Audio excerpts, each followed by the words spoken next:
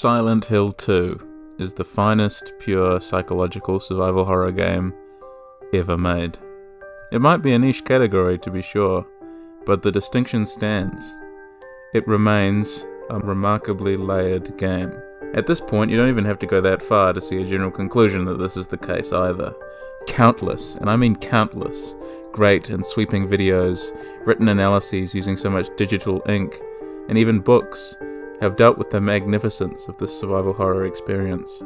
Survival horror as a genre is intoxicating and almost always engaging in my mind, but most of the time, nothing quite manages to hold a candle to Silent Hill for me. I think they're genius, particularly the first 4 games, obviously, and Silent Hill 2 is the most classically approachable genius of the lot. The story of Silent Hill 2 is probably ingrained in your mind by now. In 2001, it was developed by the now legendary Team Silent, at the pinnacle of the power of classic survival horror as a game genre, before horror games evolved into new forms. But many of these new forms emphasize quick scares and shocks instead of long-lasting horror. They don't have ideas that actually feel honest, and they provide mere moments of fear, rather than provoking, lingering, remaining fear. When you turn some of those newer games off, they don't tend to linger as much. Outlast 2 remains probably my favourite horror whipping boy for a reason. It's crude, boorish, obsessed with shocking the player in the immediate moment, and far overstays its welcome. Even then, it doesn't linger at all. None of its ideas have any staying power because they're presented in an utterly banal and frankly exhausting way that induces audience apathy. Not so with Silent Hill. While Silent Hill does still like to try frightening you in the moment, it mostly is concerned with psychological horror. Horror that lingers and makes you wonder about the human experience, like all the best horror. I'm not knocking gore or shock horror, because that too can be profound, interesting, or even just fun. But I personally find cerebral horror more interesting by default. Silent Hill really likes cerebral horror, and Team Silent captured lightning in a bottle quite early on with Silent Hill 2. Silent Hill 2 makes you reflect in a genuinely interesting way, and it makes you think long after the credits have finished rolling. Games, particularly of that era, may have been interesting and profound, but sometimes were really vehicles for introspection or retrospection. Most games aren't analysed with any particular purpose, and those that are fairly niche. In my experience, Silent Hill is one of the few gaming series where fans, in certain places anyway, enjoy a level of intelligent discourse that a lot of other games don't achieve. Or maybe I just haven't been outside enough. Or maybe I've just been lucky. One of Silent Hill 2's greatest achievements is its mastery over space. Space is so important in video games, but it is often undervalued. The purpose of space in horror is many-fold. The last 2 decades has seen a transformation in how we locate ourselves and in society, how we locate ourselves in the spaces we inhabit, and how those spaces in turn are constructed. Discussions of space have transformed the social sciences, showing that concepts of space and location are socially constructed ideologies, and themselves are essential components of cultural production. As Barney Wolf and Santa Arias suggest in their introduction to their anthology The Spatial Turn, Interdisciplinary Perspectives, space and geography matter, not for the simplistic and overly used reason that everything happens in space, but because where things happen is critical to knowing how and why they happen. In other words, space itself has cause and consequence. The events of Silent Hill 2 could not occur without the spaces within Silent Hill 2. Even small, nondescript locations are integral to the game's overall flow and feel. What's remarkable is that you can carry these well-rendered and thought-through locations with you as you play through the game and beyond. I swear I've wandered through the lookout in a dream, or been submerged in that funny little stairwell where Pyramid Head faces James for the game's first boss fight. Here's an idea to chew on for a start. The artist forms an image that an apprentice can work with and do things to. The developers form an experience that the player can make manifest and can complete in more ways than one. Silent Hill 2 is an experience so many make manifest for themselves. We put so much into it, desire so much from it, because it has the capacity for honest human emotion. What I wanted to talk about today is what makes the first sections of the game work so damn well. And what I mean by the first sections is the start of the game, right up until you reach the door of the Silent Hill Historical Society. This is a long stretch of the game, I know, but I figured I could still make it interesting and unique, even in a sea of Silent Hill 2 analysis. As much as I love the game, and as good as it is to analyse, this will probably be my last video utilising Silent Hill 2 in a big way, at least for a while.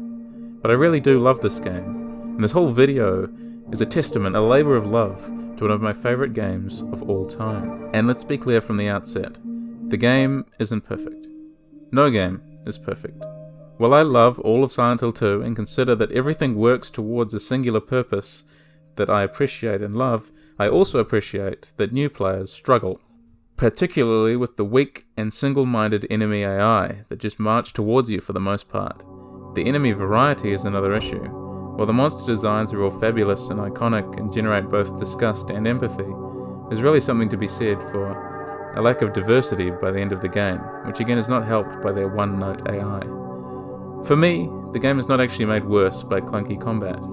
It reflects for me James's relative ineptitude and the dreaminess of the situation. The enemy variety also makes sense, because James is stuck in this depressive, repetitive state. But I do appreciate that not everyone likes it, and I think it is important to note these things before going forward with a deeper analysis of space and mood. Also, the final 2 boss fights are just rubbish on hard difficulty, and you can see my stream for evidence of that. There will be spoilers ahead, if for whatever reason you still haven't played it. If you haven't played it, it's probably because it's very difficult to actually legally get your hands on a copy without selling a few organs for it. But if you still haven't played it, you really should.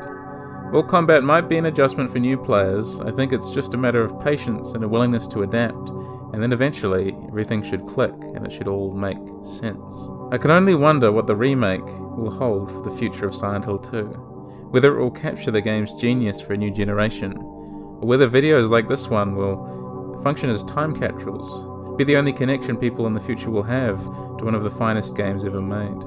Though please don't discount the other games in the series. Of course, the other team's Silent Hills in particular I believe to be some of the best games ever made too, but I actually love Shattered Memories as well, and of course PT if you count that. I could talk about the others I haven't mentioned, but maybe some other day. So for those of you still with me, sit back, relax, and strap in for what is sure to be a long, but I hope fascinating journey. It's time for you to open the letter from Silent Hill.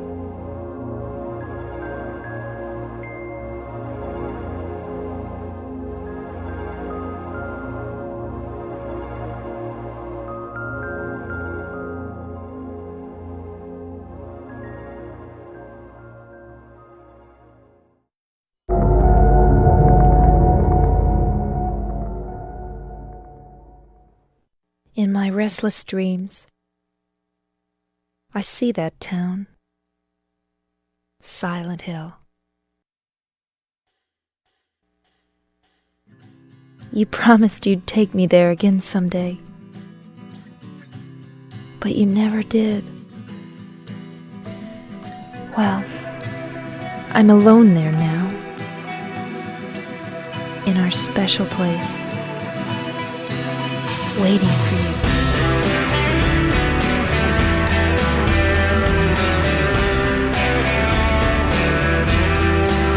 Did you find the lady you're looking for? What's her name? Mary?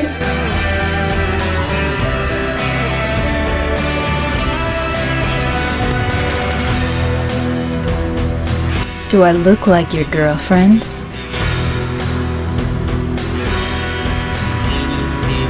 I'm kind of lost. Lost? Don't get all holy on me, James! This town called you too! My name is Maria. I don't look like a ghost, do I?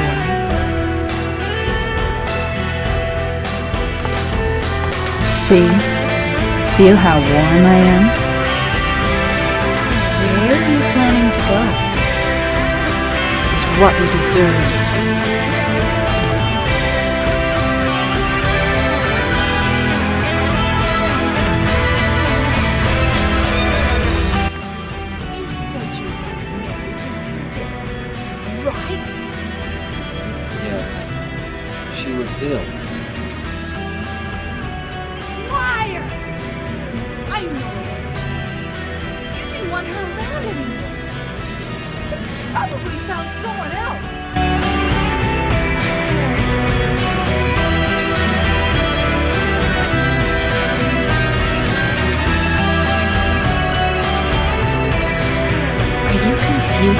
someone else?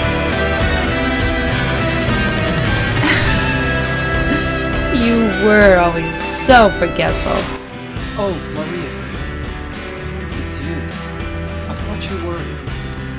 Sorry. Anyway, I'm glad you're alive. Anyway? What do you mean, anyway? You don't sound very happy to see me. I was almost killed back there. Why didn't you try to save me? All you care about is that dead wife of yours. What if you can't find them? What will you do? I've never been so scared in my whole life.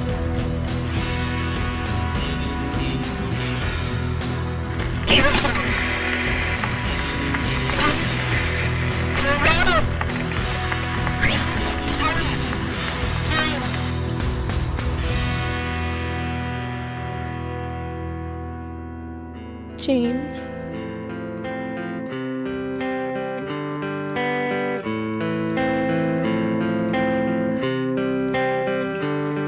James, honey.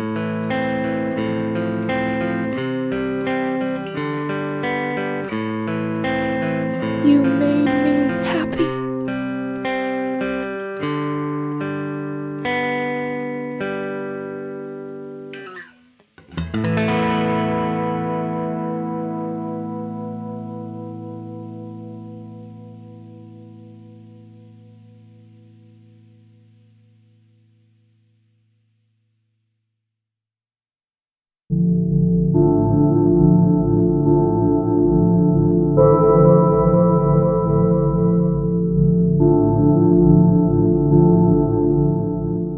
Michael Foucault posits that the prison epoch will perhaps be above all the epoch of space. We are in the epoch of simultaneity. We are in the epoch of juxtaposition, the epoch of the near and far, of the side-by-side, of the dispersed. We are at a moment, I believe, when our experience of the world is less that of a long life developing through time than that of a network that connects points and intersects with its own skein. Foucault essentially says that we live in an era obsessed with space, where we are only just beginning to understand how we relate to the world around us, and how human action connects with natural and human-defined space. In the context of horror, space is analysed mostly from the point of view regarding how scares are delivered, the moment-to-moment shock that permeates the film or the game you are playing. Christopher Sharratt, writing about the Texas Chainsaw Massacre, says that landscape functions as entropy, a kind of semiotic collapse that leaves the viewer to confront the void opening up, a chaos, where the sustaining forces of civilization are not operative. As a metaphor, this is very apt, because it is clear to us that Silent Hill is not operated by any sustaining force of civilization. From the opening stare that James gives into that grimy bathroom mirror, you feel at once unsettled and at ease. It's as though James has stopped in a terrible bathroom in your hometown, a grimy and filthy place that feels as though it could be anywhere in the world. You know the place, the sort of edge-of-town piece of public property that no one cares for or maintains, but has seen a lot of use over the years. What the bathroom does is ground us in a kind of real, even while the dreamlike music track White Noise and the really very strange opening shot of James staring into the bathroom mirror make us believe that not all is well in the town. Even at this early opening stage, the first few seconds, we get that impression. It's the perfect synopsis for Silent Hill's design and feel as a whole, fused to the dingier side of reality, with unease bleeding through each and every pore. The idea of the collision of two worlds functions beautifully here, and not just in the way I've already described. Think of this collision in relation to two different media worlds, the cinematic and the video game, or the filmic and the ludic, to use more academic terms. Film affords the user no control over the actions on screen. When watching a film, the experience will remain the same, regardless of who watches it or when you watch it. When playing a game, the experience is changed profoundly, as it is influenced, on almost every conceivable level, on the play side, by the individual player. This is elementary game design and film studies, but it's still an important distinction to make. The transition from cutscene to actual play is fairly seamless. The opening cutscene establishes that the mind of James is out of your control. He's attempting to understand himself, it seems, a construction of the self that remains firmly out of your hands throughout play. You might be controlling James Sunderland's body, but you will never control his mind. And it is likely neither will he.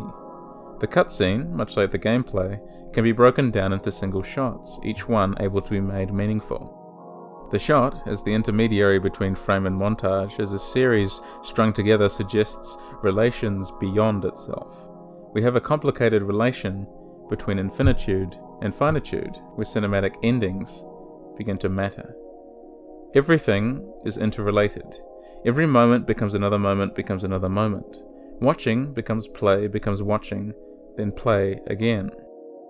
We start the game, it ends. There is, in the bathroom, nothing but you and James, but as with almost everything in Silent Hill 2, it expands perfectly and builds on itself. The game seems infinite in front of you, but you know, like everything, that it must end. The fact that there are no enemies, no loud encounters or cheap jump scares, or even any in-game tutorials that pop up, ground you in play in the ludic. Johann Huizinga coined a term that I am quite fond of, the magic circle. This is what we would call an invisible contract between the author or maker of a game and the player or players. When playing a game, you agree to be immersed as long as the game continues to play by a certain set of rules. With the lack of non-diegetic tutorial pop-ups, the agency of James as a person is placed in your hands. The soothing music counters the inherent discomfort a person feels when inhabiting a space like the corroded, graffiti-covered bathroom, and allows you to engage with the game's controls at your own pace, learning how James walks and how to interact with items that interest James to some degree. The terms for the Magic Circle's contract are written invisibly here, and players enter into an agreement with the game through continued play and acknowledgement of the tropes of a survival horror game. That is, tank controls that make the player character difficult to maneuver, and awkward camera angles that make you feel almost voyeuristic as you play. You're at once using the camera angles to spy on the player character in a very negative fashion, but you also need the vision provided to you by these hostile camera angles in order to navigate the world. I'll elaborate a bit more on this later, but the camera angles also serve the function of making you think that the town itself is watching you. Silent Hill 2's bathroom is, functionally speaking, the perfect way to begin a horror game. It doesn't over-elaborate on anything, allowing quiet ideas and impressions to take root in the player's mind, giving you a chance to engage with the game's feel and controls in your own time. It also acts as the perfect opening to both a player who has never played before and a player who has already finished the game, as it seems James' staring into the mirror is something he has done 1,000 times before, or so it feels. But I think what's most important to keep in mind is the feeling of presence you feel in that bathroom in the moment. Every time you start Silent Hill 2, you are placed within the grime and the grunge that the world exudes. When you move on and out of the bathroom, you are confronted with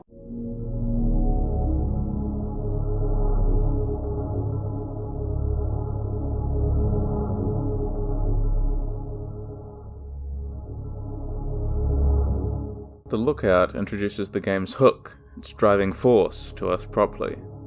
James looks out over the shoreline of Toluca Lake and wonders as to what kind of place he actually finds himself in, and whether Mary is here at all. It becomes clear to the player that James is here hoping to find beyond hope that his wife is somehow alive here, despite logical sense dictating that she can't possibly be alive. He says, he even admits himself, that she died 3 years ago. This puts us at an even greater distance to James than the scene in the bathroom. It also places us in a very interesting position as the player. Logically speaking, we aren't really inclined to believe James, are we?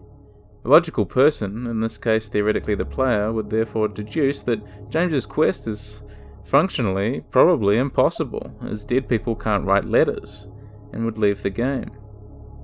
But there's something about what he says, something interesting, something that makes you want to sympathize with him, something that makes you want to hope with him. On top of that, we've invested money or time in this game, or we've heard how damn good it is. James's story has a sting in the tail, we know that. As a player, it is almost our duty to uncover what the sting in the tail is. What exactly happened to Mary? And is there actually hope that she could be alive? There's also the possibility, of course, especially during that ever-crucial first playthrough, that the player does believe and sympathise with James fully. Humans are, as I'm sure you will have noticed, not logical beings. Why did I choose to make this huge long video, as well as 2 other videos, about a game from 20 years ago? Because I love it, that's why. It's a lot of my personal time, effort and energy, but it's something that means a lot to me, so I undertook it as a worthy project. When this game came out, there would have been an inclination towards believing James. He finds himself in a more serious position than me making a video. It is implied that the search for Mary is the one thing giving him reason to live. Without Mary, James has nothing. So part of our brain sympathizes with his quest. Well, the idea of saving the damsel in distress is a tired trope, especially in video games. Silent Hill 2 feels like one of the first games that properly subverted that trope, and if you were to have played it back in 2001, I feel that the notion that James's quest for Mary was not entirely wholesome would not have even crossed your mind. A bit of doubt perhaps, but mostly sympathy. After all, in Silent Hill 1, you had to go on a hunt for your missing child, and that didn't involve any nasty subversive business. In Silent Hill 2, it's safe to assume you're playing as another everyman, out to do the right thing. And potentially, James is out to do the right thing. But at the same time, is he even a good person to begin with? It's up to us to decide. The game doesn't tell the player how to feel. One of the many reasons, Silent Hill 2 still sparks discussion today. What works about the Overlook, from a level design standpoint, is how beautiful it is. It is the very image of serene, haunting beauty. It is a deadly siren's call to adventure. The image of the hills and of Toluca Lake is one of my favourite vistas in video game history. It sets the scene perfectly, mist drifting sedately over and around the treetops, the promise of exploration and adventure set aside by the grey skies, utterly foreboding. James's car door lies open, an indication that James has no sense of self-preservation. It's also an invitation to interact with it, both a great piece of visual storytelling and subtle prodding by the game designers to go and investigate something of interest. Team Silent managed to leave subtle but obvious clues in the environment that generally dictate what you can and cannot interact with. James's car door lying open is reflective of that vista.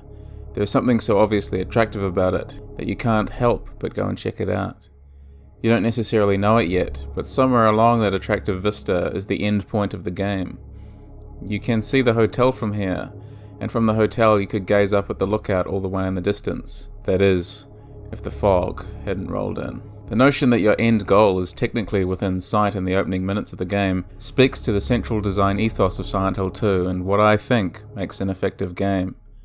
A sense of scale is achieved by starting at the very top and the very edge of Silent Hill, and as you walk down into the bowels of this place, things get worse and worse as you go along. The controlled design allows the player to engage fully with the game by restricting ideas of leaving the town or pursuing other goals, while still promising narrative mystery. There's a map sitting in James's car after you interact with the door. You can read it immediately and it lays the entirety of the game world out in front of you. Well, everything that exists in the real world anyway. The map is a valuable tool that I'll talk about in practical terms when I talk about the streets. But for now, the map allows us to assess the scale of the task ahead. Basically, it looks as though James and the player will be exploring a tourist hamlet, a small collection of streets, but it still looks like quite a walk to get there. The genre-savvy player is already likely engaging with ideas of the monsters that will appear to spook us on the long trail, or burst out from the graveyard. The map provides both a visual aid for exploration as well as foreboding knowledge, or guessing, of what is to come next. When something blocks the street or James circles something in the distance that is his next objective, there's both a reassuring, now I know where to go, and an, crap, that's all the way on the other side of town. It is this double prodding of emotions that allows Team Silent to make the map both a useful and foreboding tool. It contextualizes the environment and draws us deeper within it, especially because James visibly scribbles over it to mark areas that can no longer be traversed. The player and James make the map personal, make it their own. The function of mapping is something that rests at the core of human behavior. We like to explore, to understand, and to define. As this video will elaborate on, horror as a genre often focuses on spaces that are unfinished, unwhole, or are in some way unreal. And we can't forget the sound that begins playing after James reads the letter and finishes his monologue. Let's listen to that for a minute. Let's just soak it in.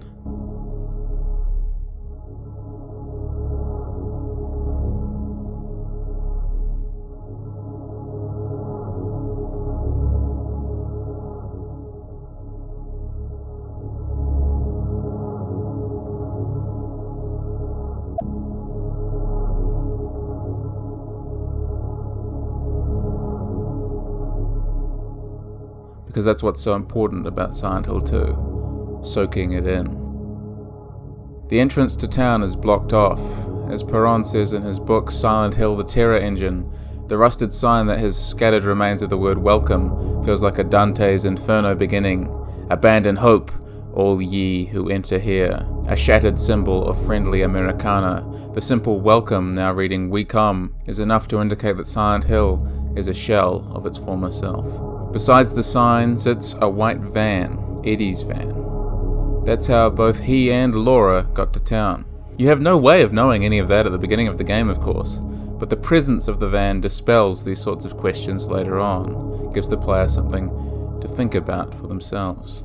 Something I'll try to note are these cool instances of foreshadowing, but the kind of foreshadowing that's absolutely unconscious and just kind of matter of fact. It's clear that Team Silent's passion for their game ran deep, and that they thought about every single decision in the game that they made, every single object that made it in. When you pick up the map from James's car, the path forward is revealed, a narrow trail that winds around and around through a dense forest.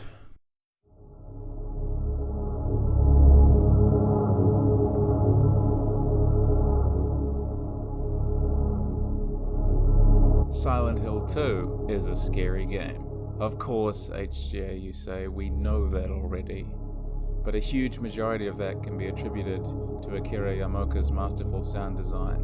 We just have to talk about it. There are a few other places in the game where this is so pronounced than the forest trail. The first time I played this game, I hadn't bothered to read the manual to learn how to sprint. Simply put, the walk down the trail took a long time.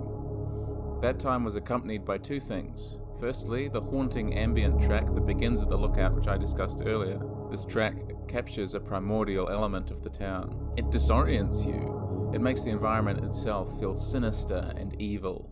Accompanied by the fact that you can't see very far in front of you, the trail feels like it's leading you deliberately astray.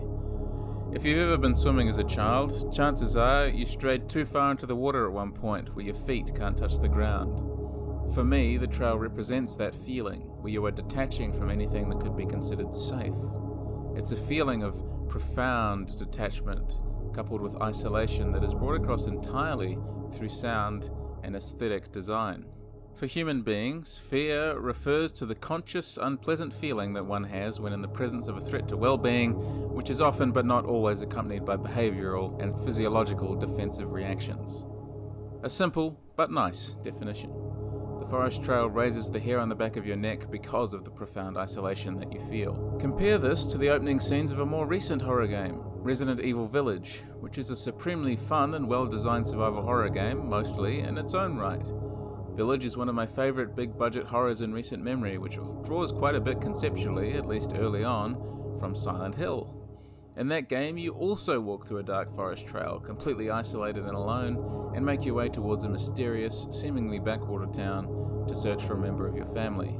However, there's nothing in this section in Village that quite serves the same feelings of paranoia and dread. Partly this is served by the first-person perspective and the much smoother, more modern control scheme. While this is fantastic for feelings of immediate fear and for feelings of immersion of a different sort, it's still a different kind of fear that you end up feeling. You're intrinsically connected to Ethan after all, and he can be chatty sometimes. There's a feeling of, we're in this together with Ethan, some camaraderie. But with James, there's again that feeling of distance. He never mutters to himself, never cracks a bad joke at the things out there in the dark making spooky noises. James really is often a blank slate when he's in your control, and when he's not in your control, he's saying and doing often unsettling, uncanny things that put him and you in danger. There are moments where you can sympathize for James, but never really moments where you can quite understand him beyond fleeting glimpses. You are always apart from him, and that's what makes the game so effective. Warmth from James seems impossible to achieve. From the get-go, he's a broken man. The controls and the framing of the gameplay also serve this emotional purpose too.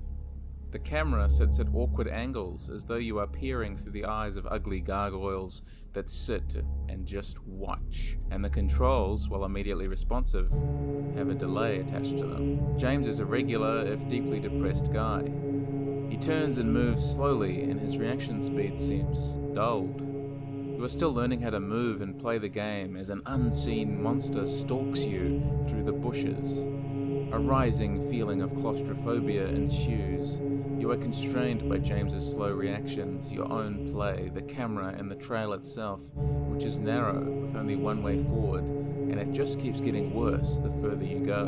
The developers stated they took a risk making the early game before you even see a monster so long, but of course it worked. It was a gamble that paid off. You are allowed to stew in the fear a little. There's the well, too. There's a profound sense of unease that comes from discovering your first save point, which you'd think shouldn't be the case. A save point in the context of a survival horror is meant to be a point of relief, but in Silent Hill often functions as a realization that whatever is next is going to be bad. But the well is the strongest and most effective save point here, I think. There's a bleeding of realities, but it's a subtle one. The save points are made out to be uncanny eldritch beings, things that claw around in James's head and collecting all the knowledge he has about his existence up until this point and cataloguing it for the player's perusal. It's that kind of simple detail, almost a throwaway remark, that makes Silent Hill 2 as effective as it is. It's making the familiar tropes and mechanics, even of the system itself, the genre itself, the idea of saving your game, uncomfortable and unwieldy. But in reality, of course, we're the uncanny eldritch beings. We're the ones poking around in his head. We are, as always, voyeurs in this experience. Just as we take the view of the monster on the trail, occupy the position of the gargoyle, we also occupy and inhabit James at the same time. In addition, the red paper is undoubtedly reflective of James's guilt, yet another small reminder that he believes himself to be damned at the very least. They could very well be versions of Mary's letter, dipped in blood, symbolizing the blood on James's hands. When you reach the end of the forest trail, you discover that up ahead next is the graveyard, which has one of my favorite scenes in the game.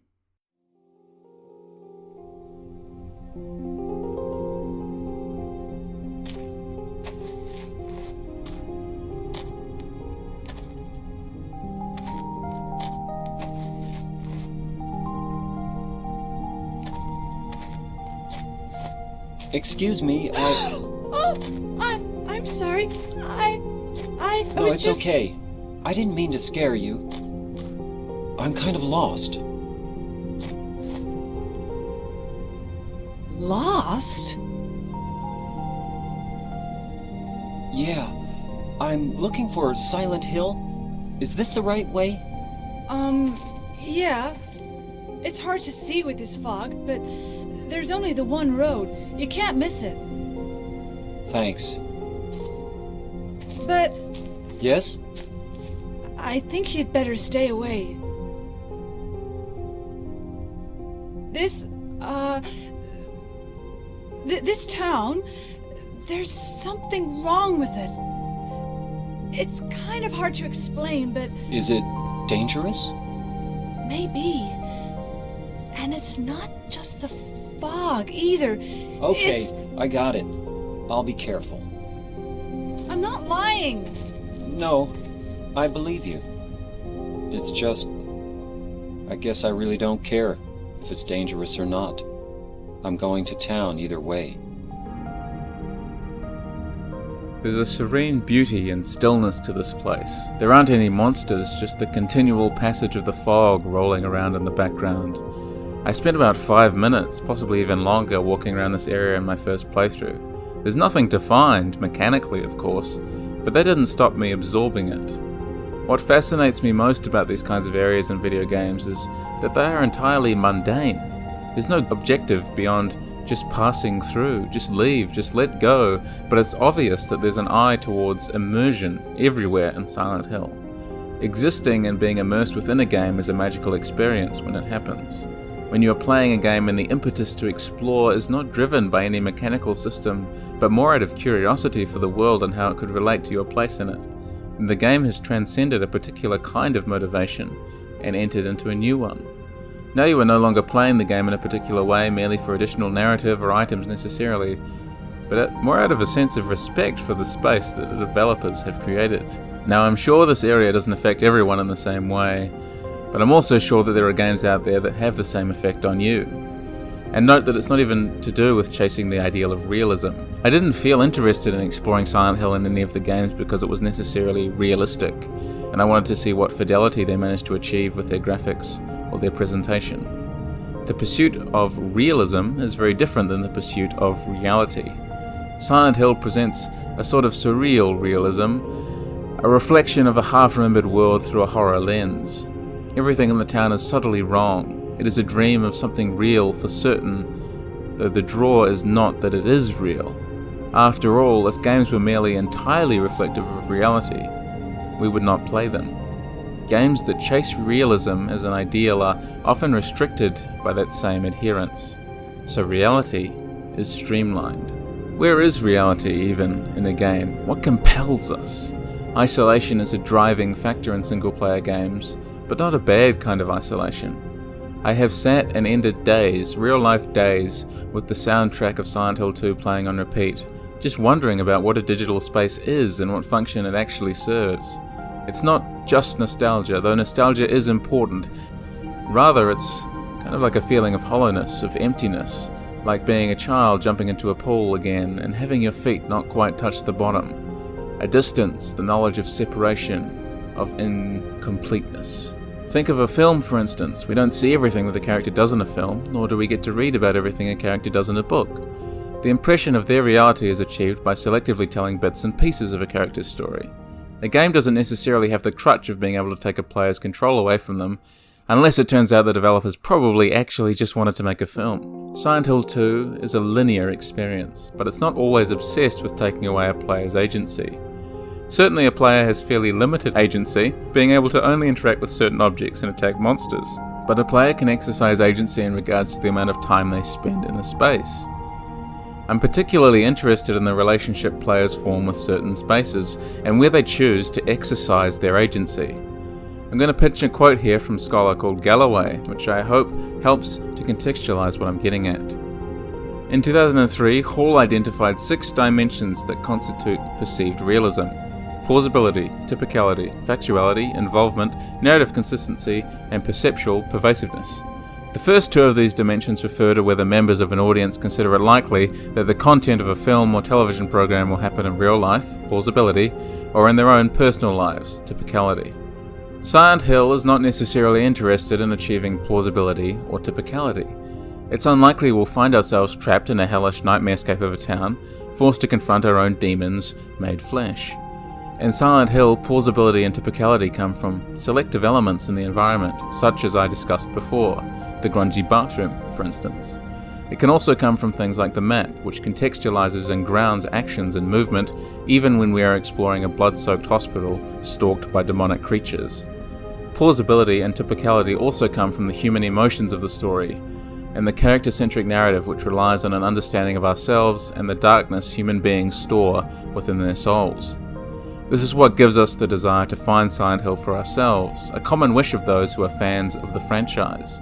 But for all the grungy, near-real environments, they are always subtly distorted by the damaged psychoses of the player character and the unknowable terror of Silent Hill itself, an indefinable entity that does and should defy classification in order to remain scary. Alexander Galloway's idea of realism in games fascinates me. Perhaps you might agree that his definition fits neatly with the philosophy behind the realism of Silent Hill. He says, the conventional wisdom on realism in gaming is that, because life today is so computer-mediated, gamers actually benefit from hours of realistic gameplay. The time spent playing games trains the game to be close to the machine, to be quick and responsive, to understand interfaces, to be familiar with simulated worlds. Games like Doom, Battlefield, and Call of Duty are all shooters that rely on an intimate understanding of both the game's mechanics and how guns work, fire, and feel. Inadvertently, when playing these kinds of games, you're in fact becoming more accurate and skilled with a gun. This is because their aim is to simulate the firing of a gun in as realistic a fashion as possible, and it doesn't matter whether you're aiming a gun at a demon or a human being. The outcome is mostly the same. Silent Hill 2 does not aim to simulate a purely realistic environment. While there are elements of survival, the atmosphere is mostly too dreamlike, and the skill level required to successfully beat the game is too low. There is no need to engage with the mechanics in a huge way and become as intimately familiar with the gamic, ludic mechanics of Silent Hill 2 as there is with an action-oriented first-person shooter. Galloway's realism comes from an understanding of the inherently ludic qualities of a game, and that they do not have to be inherently realistic. Silent Hill 2's gameplay might be centered around survival, but there is no attempt to completely simulate what it is to be a person fighting for their life in a town of demons. It approximates it, certainly, but you don't leave Silent Hill 2 feeling any better about your chances in James's situation. And I don't think that was ever the goal. Silent Hill 2 was not made with the desire to mimic reality. Instead, Silent Hill 2 just takes what it needs from reality to make the game scary, while adding in fantastical elements for the narrative and mechanical suspensions of disbelief, such as an unlimited inventory, to make the play experience smoother for the player, who is already being assaulted from so many other angles. As Galloway says, realistic narrative and realistic representation are two different things. Silent Hill 2 is an interesting case, with realistically driven characters with elements of realistic representation existing in fantastic circumstances. James can sprint along and become tired, but at the same time he can also carry a ton of items in his inventory. It has a realistic narrative-driven plot with grounded characters and reasoned human emotions, but, as you know, the characters exist alongside flesh demons. So here's the other question, the flip side of the coin. What does Silent Hill 2 simulate? If first-person shooters approximate the feel of firing a gun, immersing you via a particular routine of play, then is Silent Hill 2 a James Sunderland sadness simulator?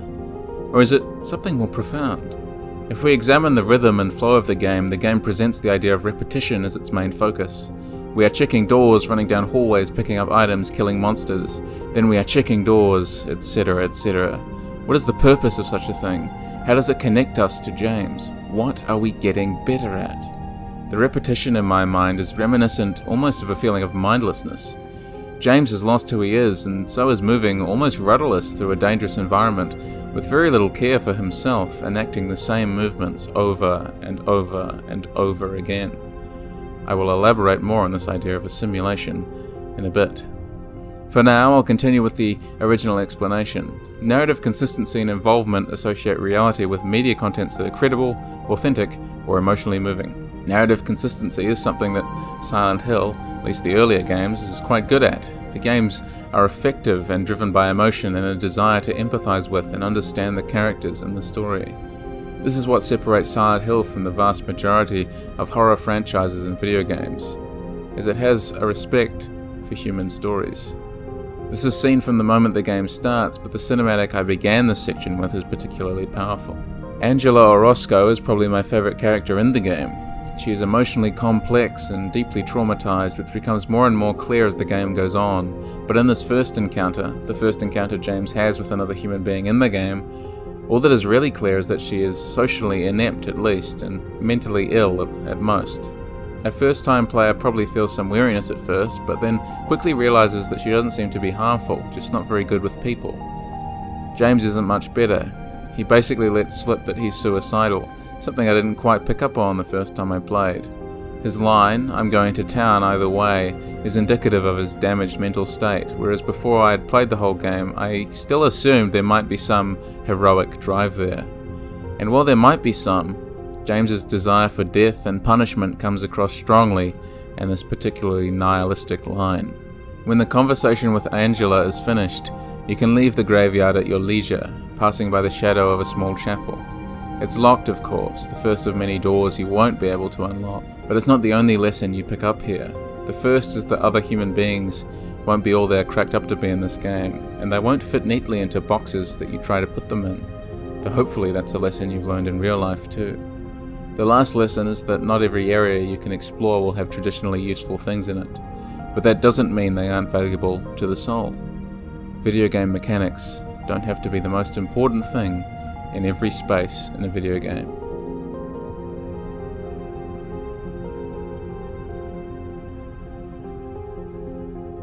The song Forest rocks me to sleep.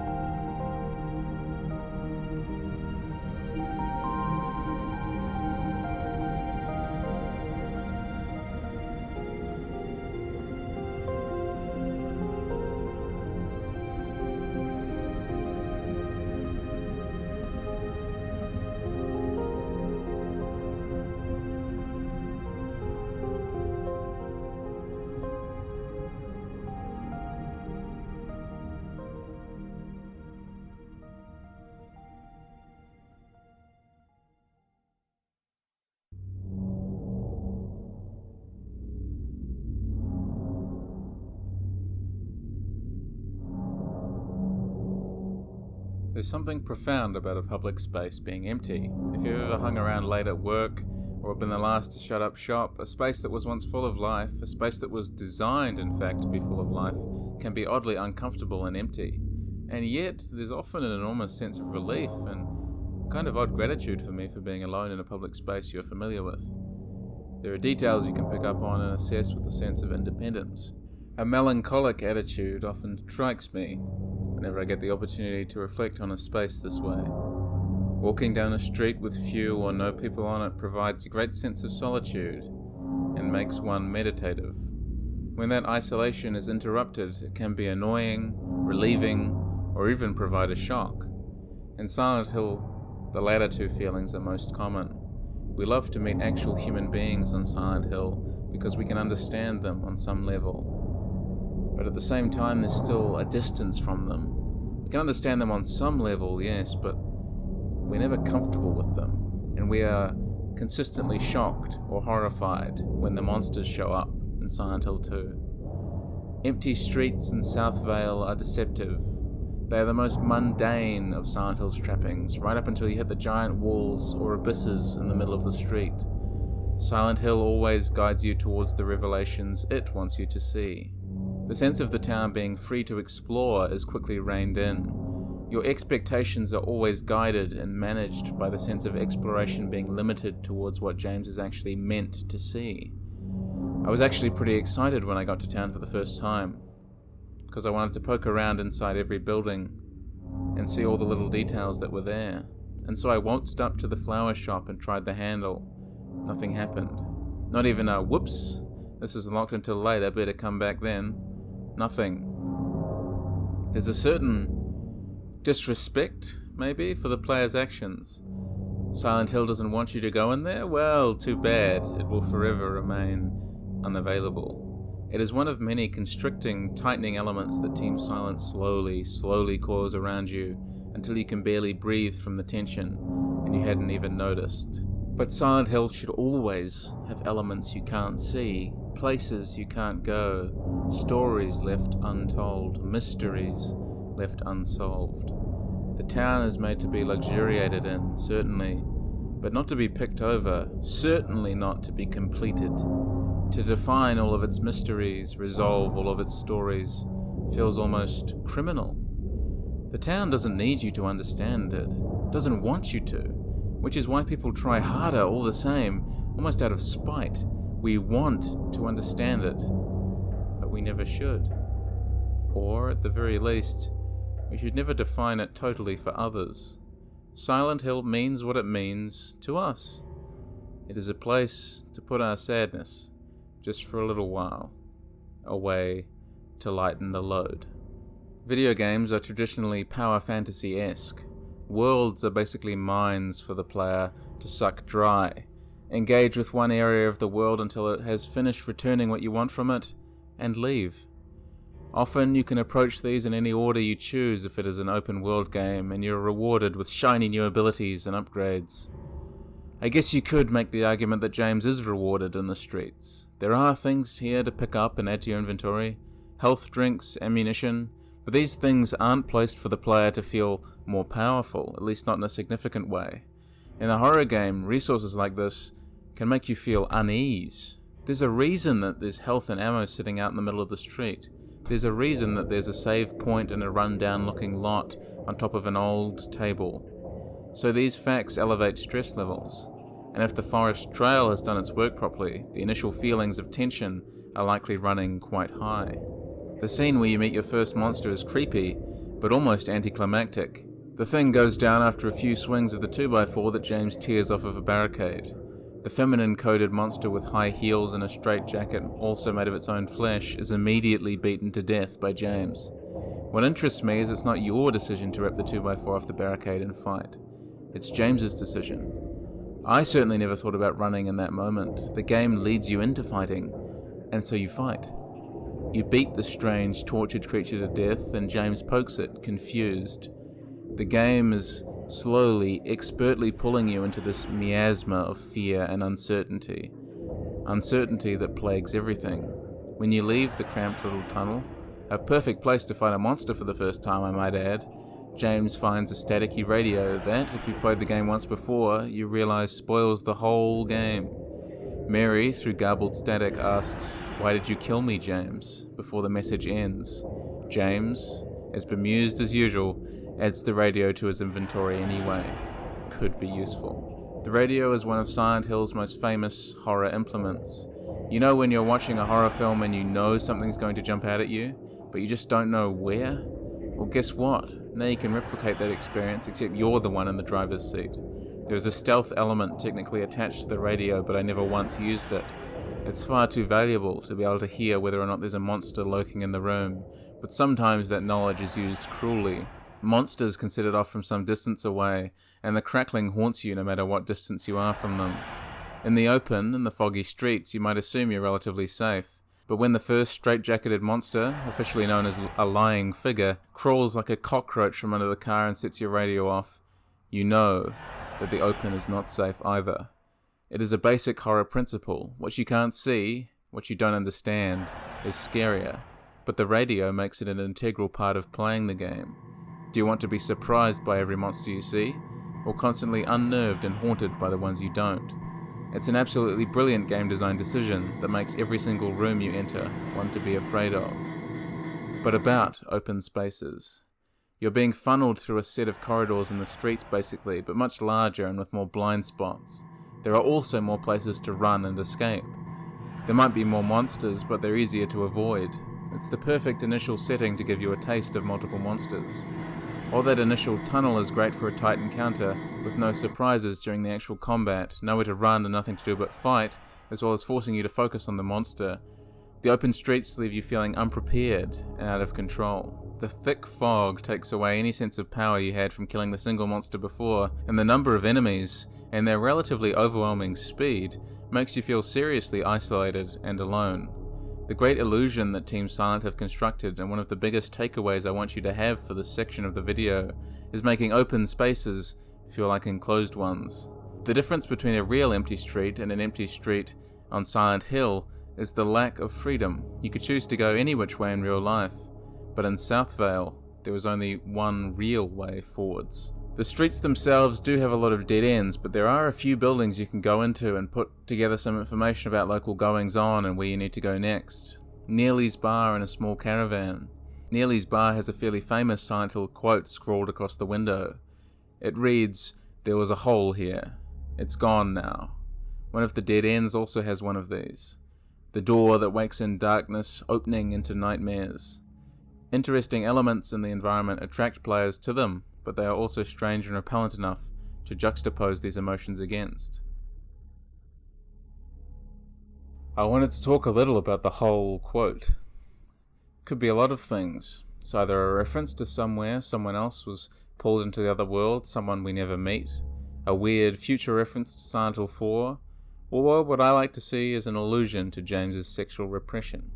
When Mary was sick, he couldn't obtain any sexual relief, and so evidently repressed himself a lot. The idea of a hole being there, the overt sexualization, objectification, and lust that he felt, as well as how he drunk himself into oblivion. Now even those options are gone. All this feels to me like a direct taunt towards James. James jumps through a lot of holes in the game and sticks his hands in a lot of mysterious holes as well throughout. James pursues his desires. He, like us, is a desiring machine, but always to no avail. There is never any relief for James in Silent Hill, and that is a prison of his own making. And since there is also no hole, there is no place for James to hide, no retreat. Very soon he will realize the truth about himself. See, it's the subtle things like this that make the environmental design work so well in this game. In most games, environmental details can be circumstantial and irrelevant to the plot. But given that the entire game's playworld reflects James's mind, elements of his mind are present in every room. Every colour was carefully chosen. The streets are devoid of anything but more questions and haunting notes, trying to warn travellers to Silent Hill that there's something pretty wrong here. Right up until the last two notes, which, in no uncertain terms, proclaim, "Run away." Without James, Silent Hill would not look the way it does in the game, but with James, the entire place is moved and twisted by his memories. Open streets give way to deadly encounters and isolation and melancholy that just a moment before a person might wish to end. You will want to come right back when those damn monsters scuttle right out from under the cars and start attacking. The fog itself really is your enemy. Shapes, both real and imagined, move towards you in the shadows, constantly reshaping. Sometimes you can see enormous things running at you out of the shadows, captured by these glints of total unreality, these endless, unpredictable fresh patterns running through the fog. And boy, do I love fog. Fog, I think, is far more interesting than the darkness, which is often used as a tool in horror games. Where darkness is this immutable wall, a solid black, the void of all that is knowable, fog is drifting, uncertain, melancholic. Its place in the world of Silent Hill 2 is, much like everything else, perfectly suited to reflecting both James and Maria's stories. Fog obscures, but it also changes things. Whereas darkness merely hides things, fog makes things ever more uncertain and can also be seen through very occasionally, giving us glimpses of the grotesque flesh that always lies just beyond the veil. I first played Silent Hill 2 on a summer's day. I had a little TV in the corner of the room, and it was a game I was extremely excited about playing. The burst of noise that accompanies the game booting up is something special, but so is being able to immerse myself in endless, drifting, melancholic fog, even on a summer's day, PlayStation 2 controller in my hands. The rumble of that controller, that tactility, was a large factor in the immersion, it must be said. Low health while wandering the streets was a rumbling heartbeat in my hands. James's heavy breathing as he stops for a breath helped to connect me with his plight. He felt human. He felt vulnerable. He felt like a real person struggling to survive. And just as valuable as that feeling was the feeling that South Vale, despite its surreality, was also, at least at some stage, a real place. The streets are authentically grimy and feel properly open despite how restrictive they really are.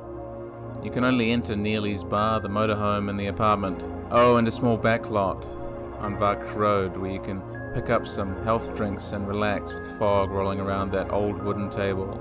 These Japanese developers have represented the decay of Americana, or just Western small towns in general, with an authenticity I've rarely seen since. What helps is the number of assets that populate the streets to make it feel real. You don't need to be able to go into the flower store to know that at one point it was a happy, thriving place. You don't need to be able to step into the static remains of the Happy Burger in the corner of Sanders and Neely Street. The town breathes, or breathed at least, without you having to know everything about everything. Imagination is so integral to South Vale. There is just the right level of detail to flesh out the world to fill in your imagination, but not so much that you are made to stop in every building and see everything. Most players will just run through these richly detailed environments. Because the intent was not necessarily for the player to stop in the streets and survey every street corner carefully, taking in every moment of detail. The game can still stand up to that level of scrutiny, but it doesn't have to. The fog obscures the detail, makes the town feel perhaps more cohesive and more threatening than it actually is in gameplay.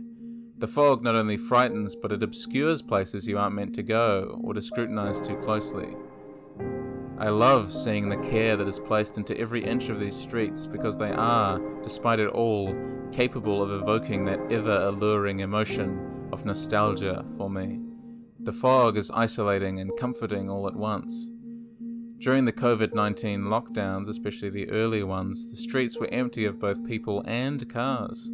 It felt in some weird way for the first few walks like everything I was ever promised by Silent Hill. The ability to inhabit a place, alone, free, despite every indication that the place should be inhabited and bustling with people. A once friendly street, the connective tissue of a town, a physical network, turned and twisted into an isolating object. Nostalgia makes me wonder if I will ever relate to digital worlds quite like I do with Silent Hill, Pathologic, and Forbidden Siren. Enervated, I wander the streets of Silent Hill's South Vale for the 50th time, entranced by their depths, always. Despite streets ending in gaping holes or mysterious barricades that tower above the buildings, and signs that allude to executions that once took place on these historic sites, South Vale can transform itself in memory from haunting nightmare to a place where one could wander into the fog forever. That's the allure, the danger of nostalgia. Perhaps this video has a lot of romanticization within it, seeing things I want to see, the streets I want to walk. Yet still, Silent Hill offers something to everyone. I often see people reflecting on how they want Silent Hill to be real, someplace they can go on a pilgrimage to. While the romantic, melancholic part of me wants that too, a part of me recognizes that Silent Hill is kind of an abstracted thought. Whitehead called this the fallacy of misplaced concreteness, reification, wherein we assign personal characteristics to an abstract idea. And Silent Hill is, for so many of us, an abstract idea at this point, one we try to make into an evolved reality. The streets of Silent Hill at this point have taken on qualities beyond just what we see in the game. They have evolved out of their digital reality and become something strangely tangible, but different. There is kind of an imagined South Vale going on, I think, after a certain amount of time passes. The abundance of wonderful ambience videos and soundtrack videos incorporating slow tracks, rain, and other things reshapes the world of South Vale in an almost posthumous way. We see beyond the immediate horror of fleshy things stalking the streets, and instead reflect on feelings of emptiness that the streets can leave in us. We can wander forever, soak in all the detail, and still not get close to properly inhabiting that world. We run our fingers over the weeds growing over gravestones, and see half-realized names, parts of the world that were once real, and then, naturally, our attention falls away, and we forget.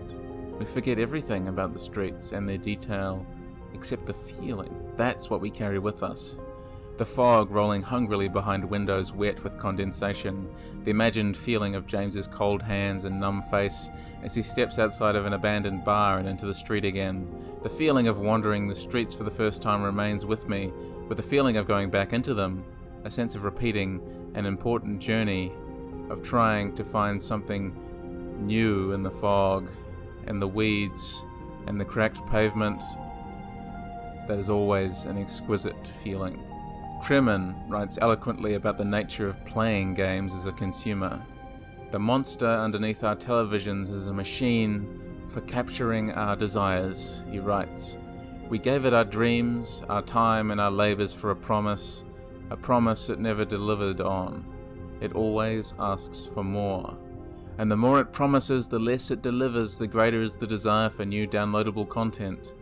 Each machine surpasses the last. Each game requires more labor and a larger market to absorb the costs of that labor. It requires that more people divert their energies into video games. They shout fun.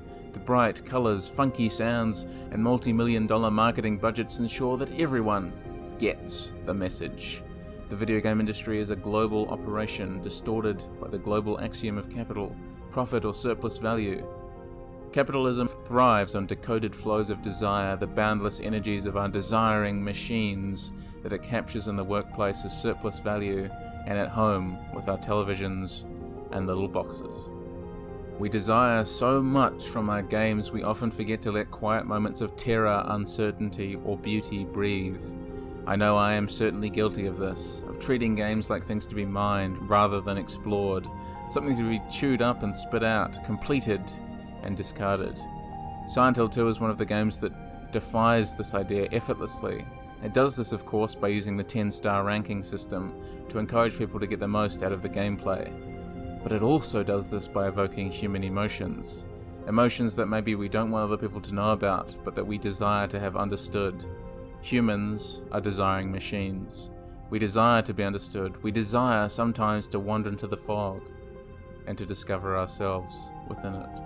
To finish this section, I originally wrote in the first draft that it seemed like a relief when you get off the open streets and into the apartment complex. This is true on first playthroughs, but the magic of a second, more introspective playthrough, where you start to understand how Silent Hill 2 really works its magic, actually keeps you wanting to explore, to stay on the streets. It always leaves you eager to know more about the world.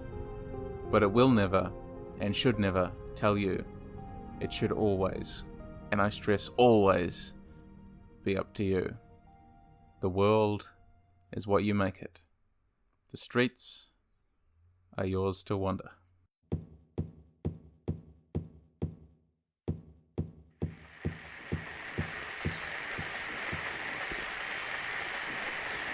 The most notable thing about the apartments in this game is that they look uninhabitable. They are the very definition of a soul-sucking environment. Nothing about them is comforting. Long, dark hallways, detritus spread all around the rooms, peeling wallpaper, and even inexplicable prison bars in the middle of the hallways. It is a place you would rather be dead than end up in, completely and utterly depressing. The environmental design is impeccably dismal. It just looks like an evil place. Regardless of whether anything evil happened there in the past, something evil is assuredly happening there now.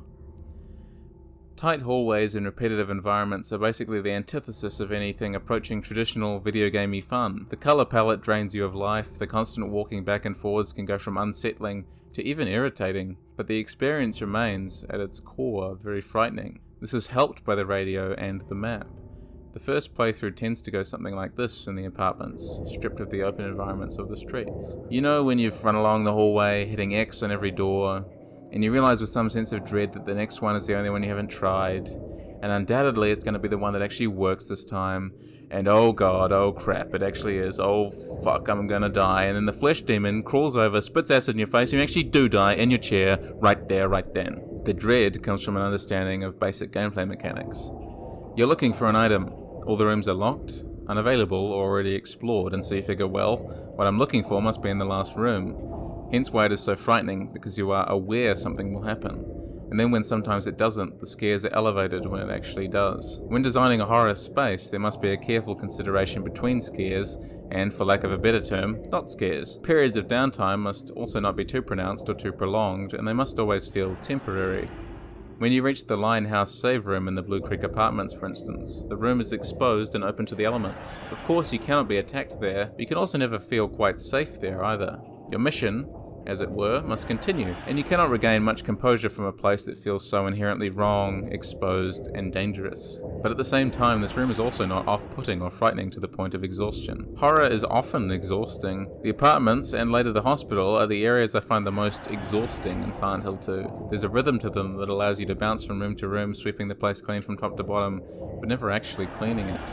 The ambient noise does wonders in keeping the fear alive, even after you've killed the enemies. But that ambient noise is also draining and exhausting, and accompanied with moments of uncertainty regarding the next actual move to make, can make this area an exercise in patience. I understand why new players are put off by this area in particular. It's quite a large hurdle. The game's story might be intriguing, but it doesn't quite have the killer hook yet. The next area provides that. The story doesn't seem to be going anywhere necessarily, and the apartment is so depressing, decrepit, and seemingly samey that it can be hard to want to push through such a grim area. Players who are replaying it find it easy, but for first-time players, finding the requisite story triggers can be frustrating in such a maze. And speaking of first-time players, when I played it through the first time I had no idea what to do with the canned juice. The other puzzles in the apartment are great. The clock puzzle, with its hints scrawled on the wall with Henry Mildred Scott, or, to put it another way, hours, minutes, seconds, is easy but clever, a good introduction to the game's puzzles. The coin puzzle is one of my favourite game riddles ever, and I'll talk about it more soon. That optional wallet puzzle is great too, and a nice reward for making James stick his hand in the filthy toilet. But that juice? I basically had no clue until I just went for trial and error. The apartments are maze-like, deliberately labyrinthian and claustrophobic. Nothing about them, from lighting to colour to sound, is welcoming. They are the antithesis of a good time. The room with Mary's dress, where you find the flashlight, is a notable one. Memorable in how it interweaves narrative with gameplay, combining a symbolically important item, James memorialising and associating his wife with mannequins, with a gameplay one. The mannequin that rises to attack the moment you take the torch helps build the association between light attracting the monsters, as well as between Mary and the mannequins. James's sexually repressed mind is connected to the blank slates of these feminine figures, and wanting to see Mary where she is not. There are also mannequin pieces scattered all throughout the room to give it additional haunting characteristics. Another notable room is the one where you find a doppelganger of James covered in blood and dead in front of a television, which takes on a new, powerful significance when you are replaying the game. This version of James, as it appears, is another taunt, a version of James who could not handle the truth. It is also hard to forget the butterfly room, with the insects that follow you around the room and the hole you have to jam your hand into. After something bites at you, or at least disturbs James's hand, and James recoils in fear, he just sticks his hand right back in. Pyramid Head's presence here, of course, is noteworthy and quite fantastic. Few players forget or dismiss the infamous scenes in which he attacks monsters, presenting himself quite clearly as a parallel to James. Expecting just another room to explore, but being confronted by Pyramid Head's nasty cutscenes where he murders other monsters in what appear to be very sexual movements. I've often seen players throw up their hands to cover their faces, or otherwise just have their eyes widen at these sudden leaps in intensity, helped by Pyramid Head's general nastiness. Just as James kills the feminine-coded monsters, Pyramid Head does likewise. Pyramid Head stalks, threatens, and might even molest the other monsters. The confrontation with him in the stairway, a truly bizarre boss arena, is flooded and seems corrupted somehow. It is hard to think about other games that would set a boss fight in such an innocuous, innocent space. Some dingy, flooded area of an old apartment complex is the scene of the game's first boss fight, and it is remarkably exciting and intense despite this. We have to maneuver not through a specially designed boss arena that feels very video gamey, but through this tight, nasty, almost unnavigable area, which makes the struggle feel all the more real. We also see James's desperation to escape come through in shaky camera angles as he rattles the door handle and tries to get out, through the door that he just unlocked and entered through. But there is, after all, no escape from Silent Hill. Not that easily, anyway. We must ask ourselves about the importance of evil spaces. To me, as I said, the apartments feel evil, corroded, rotted away, infested with monsters. So where do we get this idea of evil spaces? Why is it important? Well, as Jessica Rapson and Simon Bacon argue, geographical locations may act as the repository or emanation of human evil, made monstrous by the rituals and behaviours enacted within them, or by their peculiarities of atmosphere or configuration.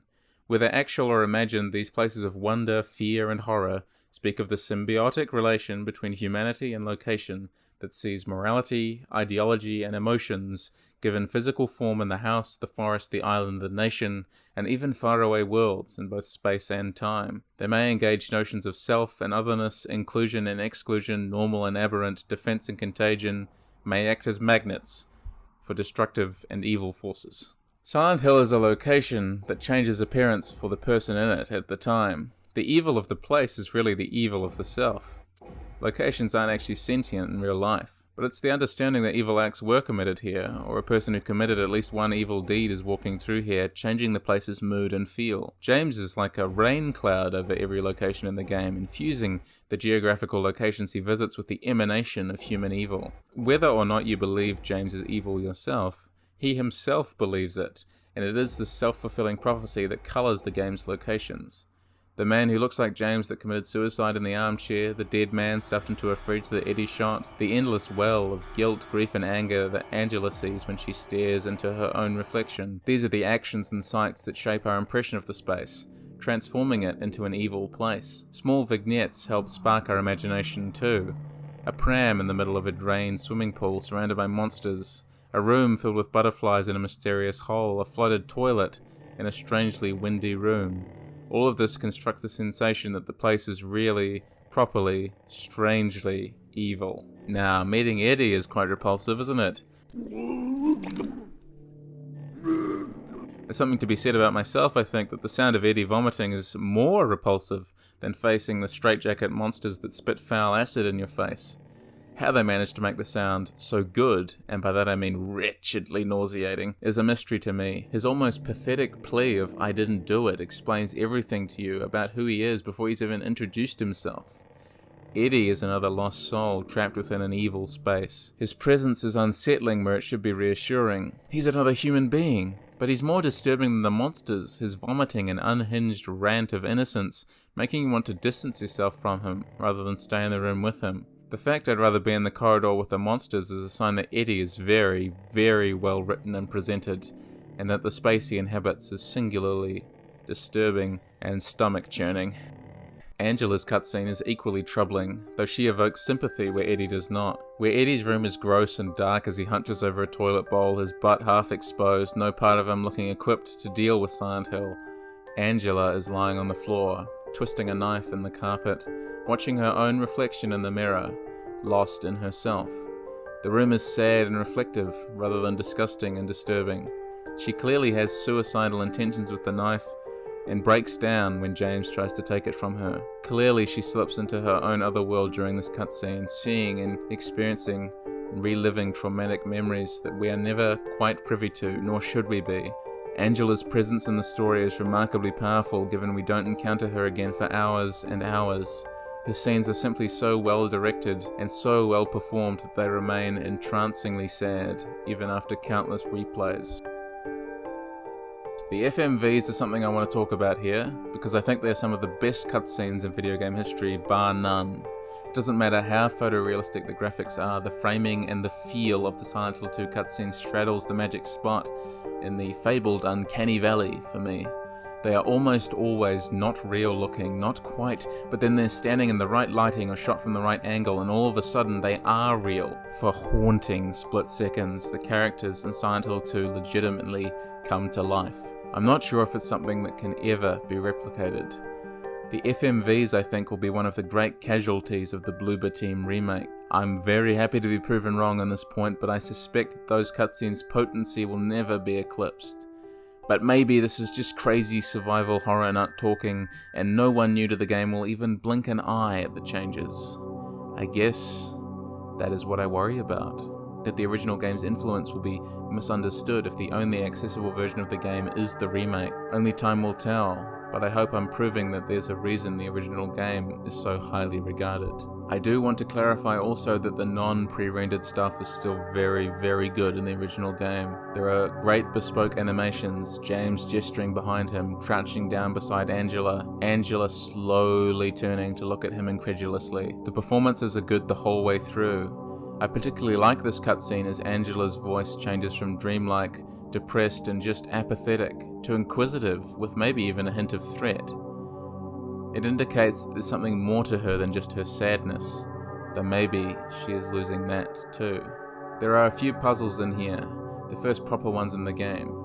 As I've said, the clock puzzle is great, but the other one, the coin puzzle where you must place 3 coins into 5 slots, has some fantastic riddles and permutations. On easy, the game just tells you where they go. On normal, there's a little bit of puzzling that goes on, but it's still relatively easy. On hard or extra, you'd better bust out a pad and paper because those riddles are hard and delightfully obtuse. The coin puzzle was actually used wholesale in a Dungeons & Dragons campaign I ran one time. Players had a wonderfully frustrating time solving it together, and I do apologize for that.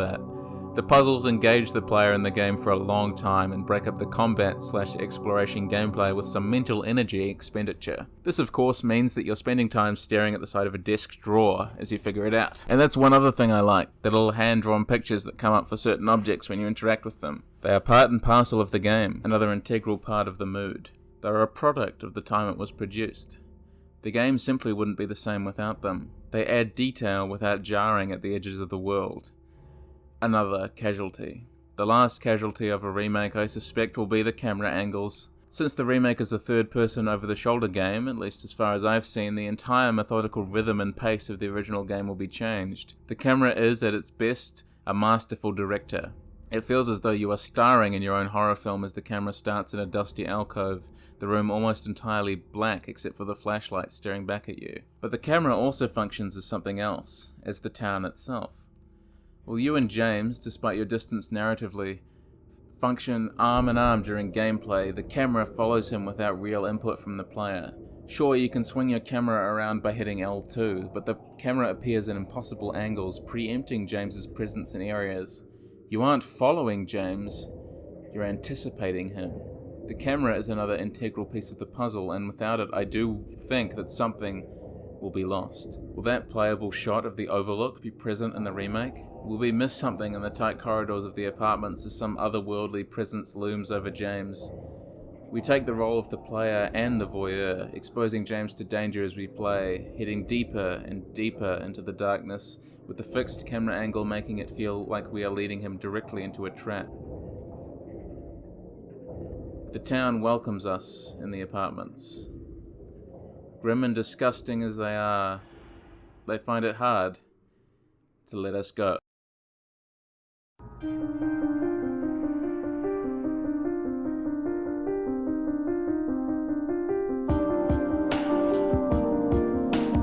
The park is a breath of fresh air after the horrendous apartments. Compared to this stifling rot filled with strange noises and claustrophobic rooms, and the frankly intense fight against Pyramid Head, the walk to the park and the park itself is open and feels relatively safe. In fact, walking to the park lets you meet, properly, the second last of the game's main characters, Laura, the young girl who apparently knows Mary. Her stomping on your hand in the apartments isn't exactly a meeting, but the meeting outside is the one that traditionally kickstarts people's intense interest in the plot and adds some much needed intrigue and uncertainty in a direct way. When she reveals that she knows Mary, accusing James of not loving her, the plot finally feels as though it has a direct clue, something we can start to hold on to. Because while the apartments and everything that comes before it are incredibly good, it can be hard for first-time players to find the narrative drive to get through such a depressing location. The park, however, is almost their reward. The fog is dense and claustrophobic here as usual, but it feels even denser than it did elsewhere. Shrubbery is still strangely tamed and flagstones blend with the dense fog's colour. Everything is still somehow in its place, as though people are just avoiding bad weather today, staying inside. No fishing and no swimming signs line the pier. The park is a place waiting for an author, for the player to impart meaning on it for themselves. Deleuze writes, "When a body encounters another body, or an idea another idea, it happens that the two relations sometimes combine to form a more powerful whole, and sometimes one decomposes the other, destroying the cohesion of its parts. But as conscious beings, we never apprehend anything but the effects of these compositions and decompositions. We experience joy when a body encounters ours and enters into composition with it, and sadness when, on the contrary, a body or an idea threaten our own coherence." When we appreciate Silent Hill 2, we compose our own artworks. We aren't just a player of the game, we're a part of it. We meld with it, make it our own, make it feel what we feel, and vice versa. The game's marketing and advertising is, in some sense, an invitation to become that author. The screenshots on the back of the box are incomplete, devoid of meaning without us to author our own interpretation of the events. Deleuze tells us again, for a sensation to exist, a force must be exerted on a body, on a point of the wave.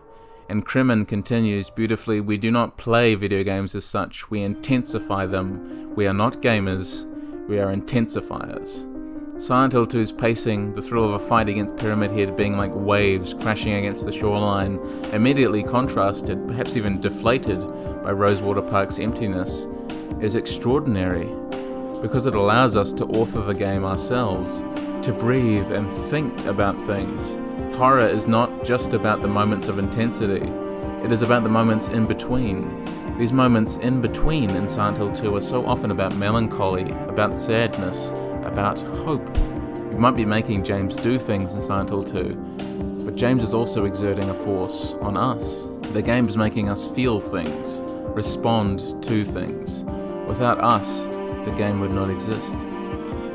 The park itself contains nothing of particular interest aside from Maria, the character who is probably the most important to James's quest besides Mary herself. Maria, a representation of Mary, is presented as oppositional to her in many ways. Where Mary is presented, up until this point in the story anyway, as sweet and demure, Maria is a figure of confidence, allure, and even takes cruel jabs at James sometimes. "I don't look like your girlfriend, do I?" she asks. She's emotionally vulnerable, one could even say manipulative. She relies on James, but James has a strange reaction to her. "You were just going to leave me here?" she asks. James doesn't really have a response to that. His disappointment that she isn't Mary colours her character throughout the entire game. His smile as he thinks he sees Mary is the one time in the game where happiness even seems to cross his mind, let alone his face. Scholar Bonnie Ruberg defines 6 possible effective categories of quote-unquote no fun games. Disappointing, annoying, boring, alarming, sad, and hurtful.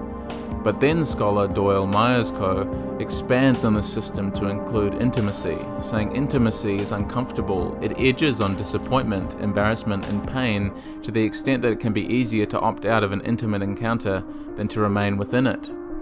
Silent Hill 2 is often about this push and pull between intimacy, in part with the player. As I said before, we never really appreciate or understand him fully. James is seemingly afraid of intimacy, of having others understand him, even us. We inject ourselves into him to try and rectify this. That's why there are so many theories out there, so many people who love the game's story and make ridiculous, far too serious video essays on the damn thing. I wonder who does that sort of thing. The park, as well as the bowling alley and Heaven's Night, make up a section of the game that allows for about the biggest relief, the biggest break in true action or terror that the game will offer you for the rest of its runtime. There will be other small breaks, but none quite as consistent as this. That's what separates Silent Hill from lesser horror titles. It knows when to let you take a breath and relax just a bit, though the tension is always bubbling and simmering beneath the surface, of course. In this section, the cause of that tension is Maria. Who exactly is she? Is she a threat? She's going to be tagging along with you anyway, and that feels kind of troubling, because she's an unknown quantity who just so happens to look almost exactly like the woman you're looking for. But James is bringing her along anyway? Well, that doesn't seem right.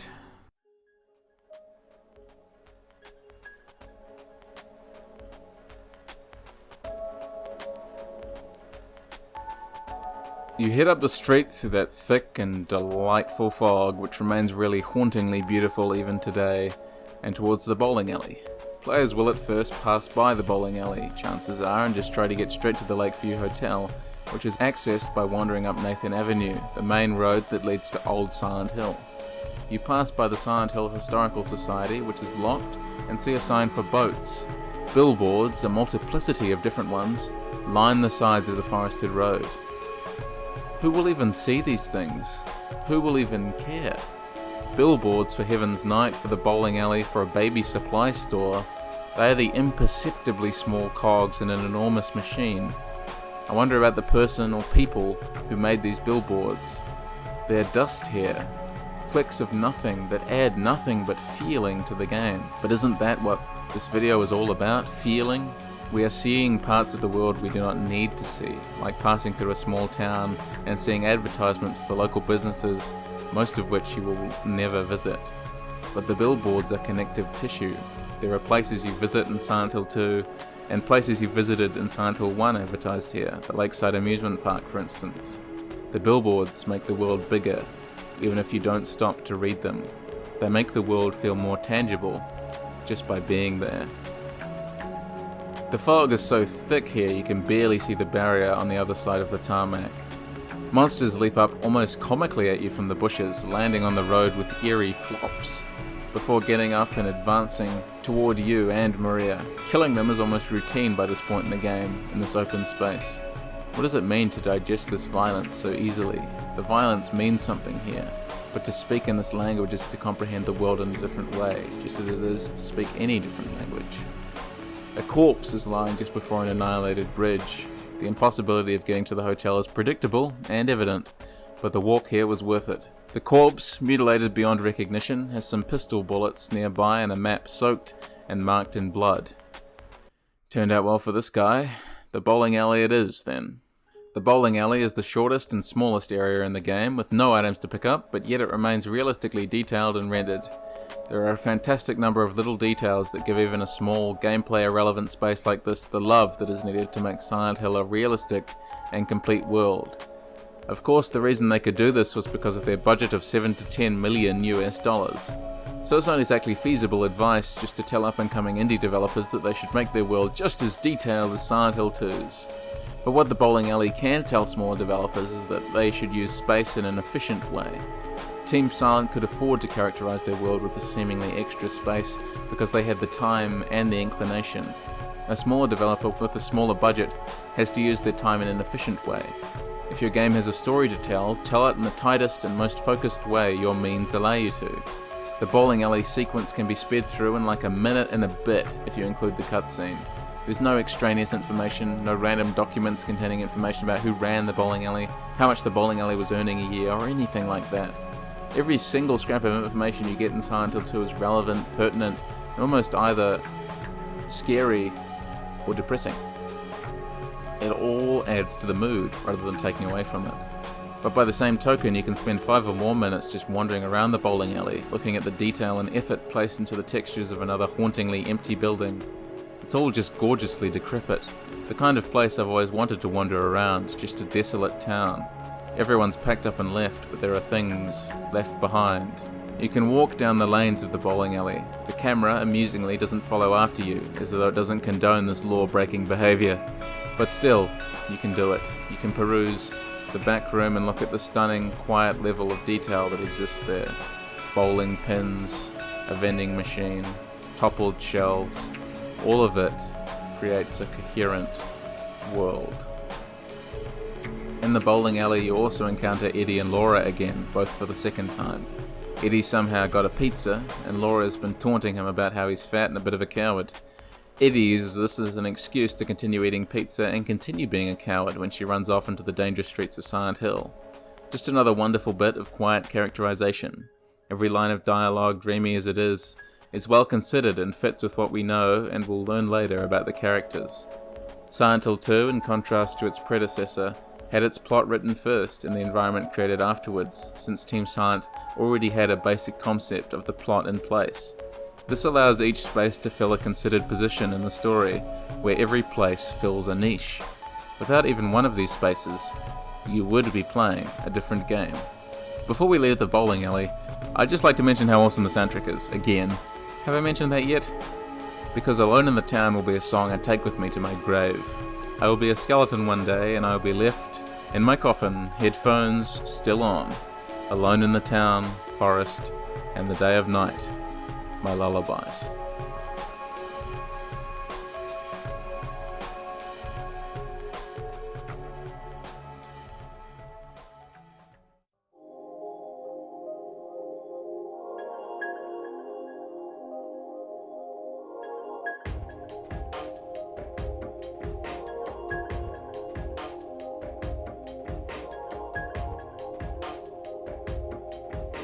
The route to Heaven's Night is down yet another claustrophobic area, a practically abandoned alleyway. There is no chance of slipping between the cracks here, even as the camera helps the walls hem you in on each side.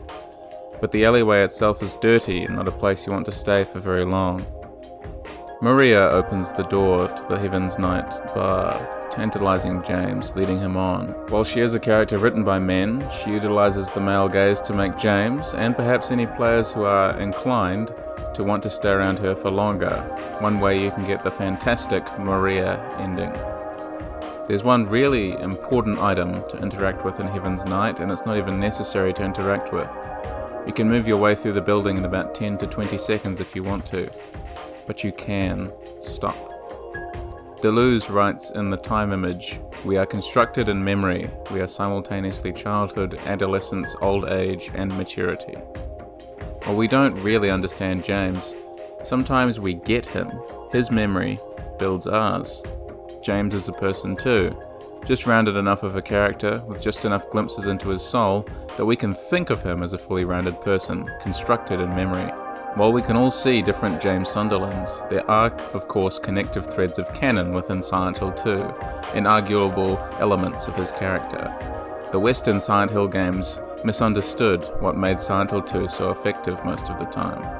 You can see the emotions that lead to each of the 3 standard endings clearly throughout different points of Silent Hill 2. James is suicidal, but he's also trying to be better.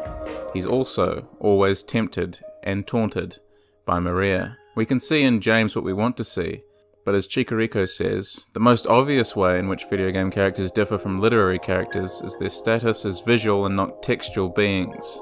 They are always already more than a mental construct because, like a character in film, we can see them on the screen.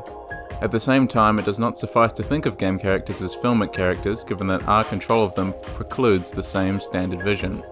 Put simply, even though we all see the same character, I can decide to make him jump up and down for no particular reason, and this may or may not allow us to interpret him as being happy. So we can spin James around and around to make him express joy, perhaps, and we can hold an image of him solidly in our mind's eye. Part of the reason why people have been so incensed by James's new look in the remake, because we already seem to think we have James defined for us. When we think of James, the character on screen now is who we see. But while this is true, James is still someone who we must construct for ourselves, reconstruct, from context given to us by the game. The clever thing about 2 in comparison to, say, Downpour, is the fact that 2's emotions are all accessible by the player. But Downpour only lets us know what Murphy did right at the end of the game, and he can be a saint or a sociopath. For James, the possibility of all the different endings always exists as we are playing. We get this through context from interacting with items, small and simple. A stack of liquor crates sits in the hallway out back upstairs. James says on looking at it, "Liquor bottles. I don't need that right now. It's not that I don't drink. In fact, I drink a fair bit to get away from the pain and the loneliness, but the drinking never changes anything. Anyway, I don't need it now. There's something I have to do." Many games I've played totally squander the opportunity to flesh out your character through simple prompts and background information. If you take the time, you can understand James a little more and just how devastated he was to lose Mary, or the incredible guilt he felt for either killing her or at least not being able to save her. It is these small moments, examining offhand objects, where we get an insight into James's mental state, or even just elements of his character. It helps create a fuller picture of him, and it's very easy to do. It makes me wonder why more games don't do it. Heaven's Night is so easily passed through, despite the once again amazing soundtrack. There's very little to see or to comment on, but it encourages lingering nonetheless, like the rest of Silent Hill 2's spaces. The music does do a large amount of the lifting as usual, but so do the quiet little details. The chairs pulled out at funny angles, the way that light streams half-heartedly through dusty window panes, the stage left totally empty and a neon sign with the tubes twisted to resemble an alluring woman. All of these things seem almost totally unnecessary, but they are, of course, integral. They are why we want to stay. The building becomes slightly more important in the side story, born from a wish, of course. Maria's small dressing room is where she wakes up for the first time, and also contemplates suicide. The fog rolls on endlessly outside that window, and the shutters are an ugly, rotted colour. She confesses honestly about her desire to commit suicide, wanting to do it because she has nothing to live for, but being afraid of the pain of dying. This is the only thing added onto Heaven's Night, aside from a Chinese cleaver jammed into the countertop. If we are constructed in memory, as Deleuze says, what does that say for Maria, who is built entirely out of second-hand memories from either James or Mary? Perhaps third-hand, if the memories she receives are idealized versions of what James thought Mary thought about. Confusing, I know, but her character is so tragic because of that internal confusion. She spends the entirety of Born from a Wish wrestling over her identity. But Silent Hill 2, or to be more accurate, James's broken mind, never gives her a chance to assert herself. She is there to torment James. She exists for him, and it is hard to think of any more fitting place for her to wake up than in the broken remains of a bar and a strip club. James moves through it quickly in the game, potentially, but Maria is defined by both him and this place. The door opens and we step outside, wander down the street, leaving behind Maria's birthplace and into the nearby hospital, where hopefully we can find Laura.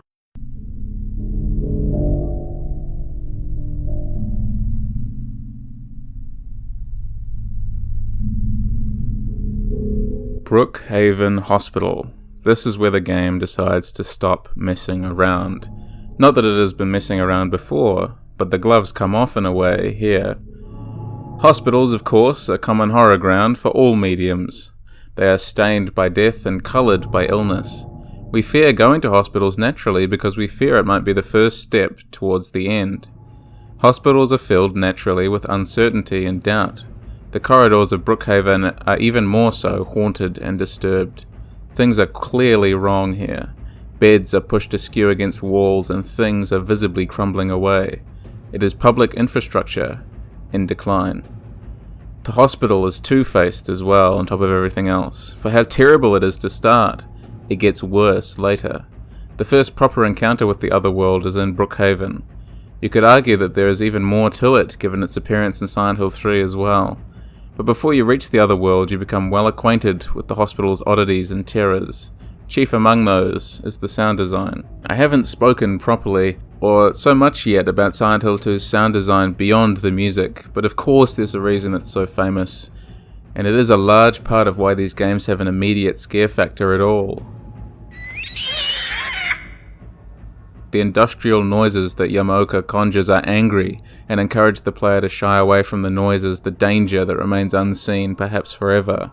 Spaces which otherwise seem and feel unassuming become frighteningly different just because of the presence of angry sound. When the infamous bubblehead nurses show up, they are accompanied by sounds that send shivers down your spine and make you 10 times more alert instantly. The radio keeps the player apprehensive about every crackle of static. There are also quieter, more understated sounds that add to the feeling that this building is a uniquely haunted place. There is what sounds like soft clunking underlying everything in the silence, an oddly rhythmic heartbeat.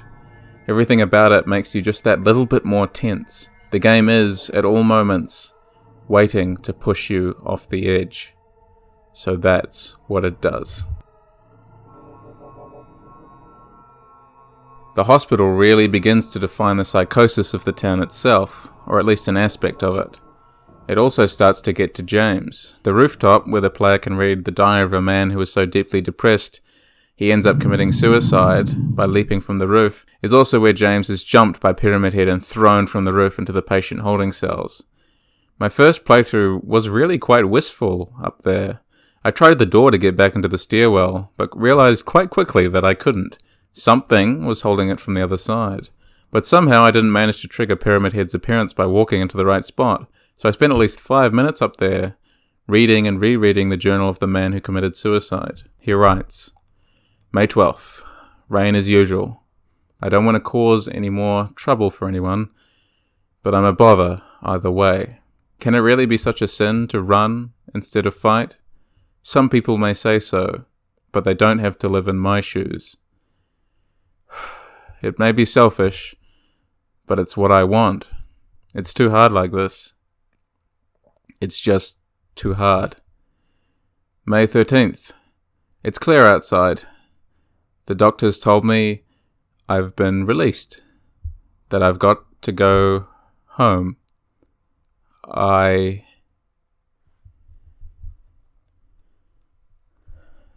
space up there fits the note perfectly, and for a time there is no escape.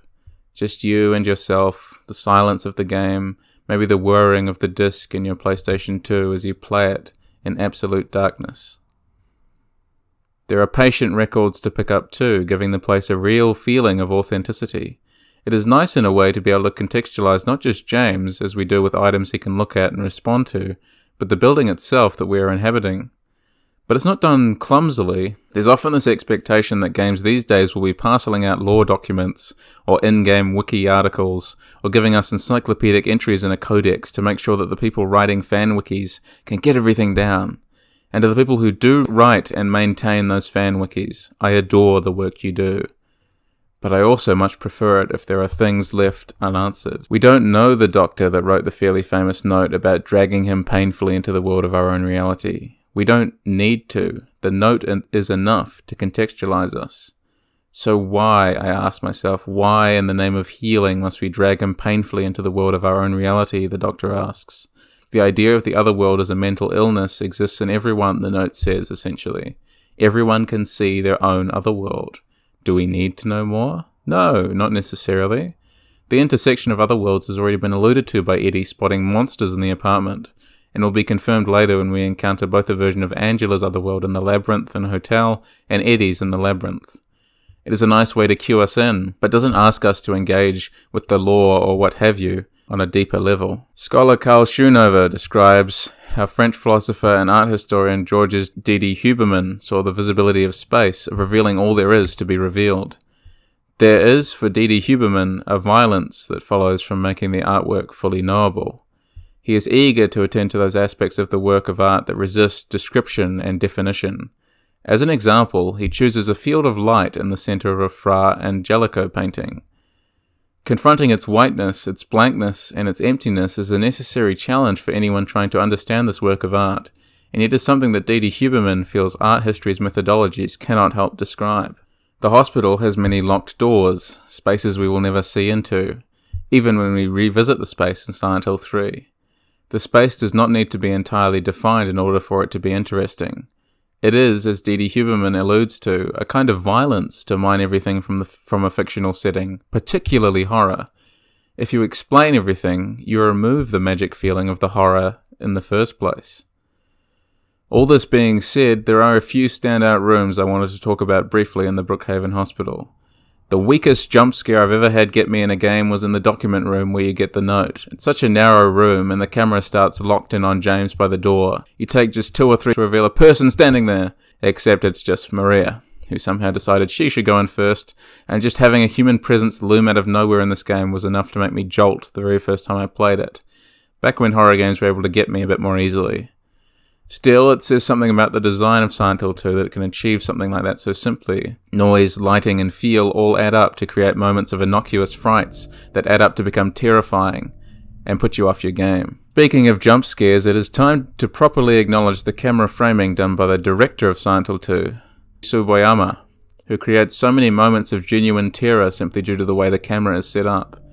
Detail is never lost in a room. We get plenty of remarkable moments and moments of explicit beauty and or terror just because of where the camera starts and how it pans when we exist in a room.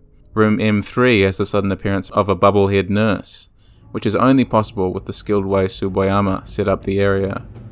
The flow from room to room is nice too.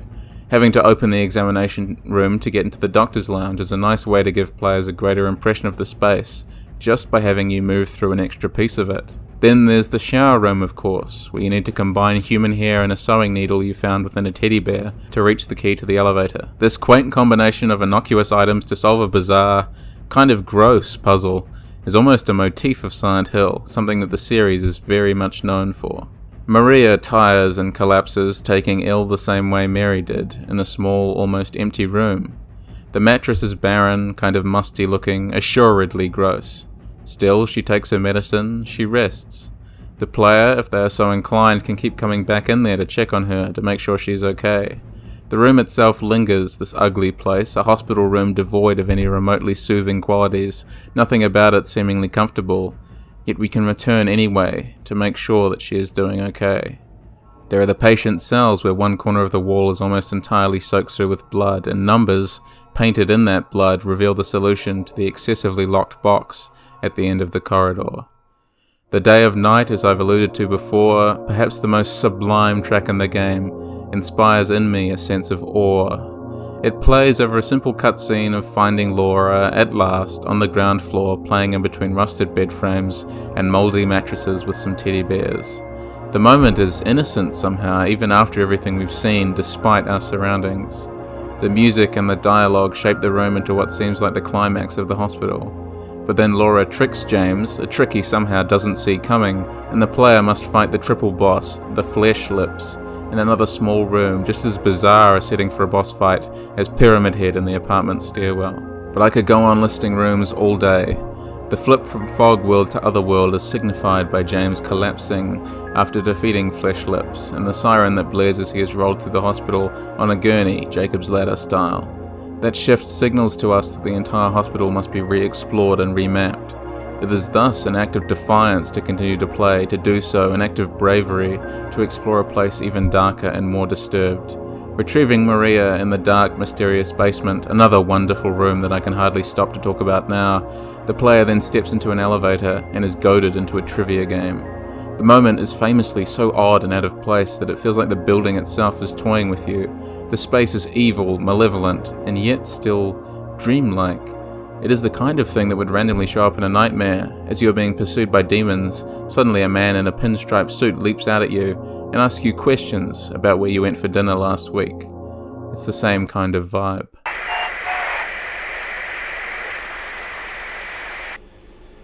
What was that? Brookhaven is a wonderful area to explore. You need Maria's help to yank open a fridge, and in an inspired use of perspective and art, the player must place 2 rings on hands that jut out of the wall from a painting. The player also finds a battery here that isn't used until the labyrinth section, about half an hour later, at least. I always found that available use of items forcing the player to remember and keep track of all their tools to work their way out of a jam, even items you picked up ages ago. The best bit of Brookhaven might be the end. On finally reaching the basement level proper to escape, James and Maria are surprised once again by the ever-relentless Pyramid Head. The corridor down here is nothing short of bizarre. It very much evokes ideas of the labyrinth, which of course are culturally significant, particularly in a Western context. It seems almost endless. This is a particularly difficult encounter on hard, where Pyramid Head is faster than Maria and can kill her swiftly, so a player must know Pyramid Head is coming and shoot him preemptively at 2 separate turns to make sure he is too slow to catch up with you for the majority of the corridor. When you reach the elevator, James is first to get in. Maria almost makes it, but Pyramid Head, in a truly desperate, heart-wrenching scene, impales and kills her. All we see is Maria's hand reaching out through the elevator door desperately, before it goes limp and James slumps against the side of the elevator. The song Magdalene begins to play, and it is hard not to feel crushed by the sadness, as Perron says. The entirety of Brookhaven Hospital has been, essentially, for nothing. The search for Laura continues, but Maria is, seemingly, dead, killed by our own failure to save her. The rest of the hospital has Magdalene play, and it is the kind of moment you luxuriate in. The song seemingly never reaches its climax, a taunting way to ensure that we know Maria can never be saved. There was nothing we could have done, but the game reminds us of it anyway. Maybe it's just me, but I am fascinated by the last room you get to go into in the hospital, the director's room. It is, in particular, I think, a set of paintings that hang from the wall that interests me so. Each of them feels bespoke, unique, and barely visible in the darkness. But I lingered there, watching, wondering one night, little green power button glowing, how and why they were placed there. Much like the billboards, who went through the effort? Because it means the world to me. Brookhaven Hospital, for all its scares, still ends, and we step into a world much different from the one we knew before.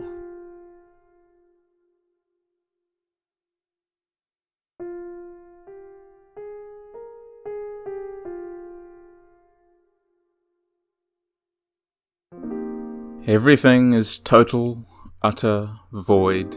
The sky is black, the air is a vacuum, the world is absence.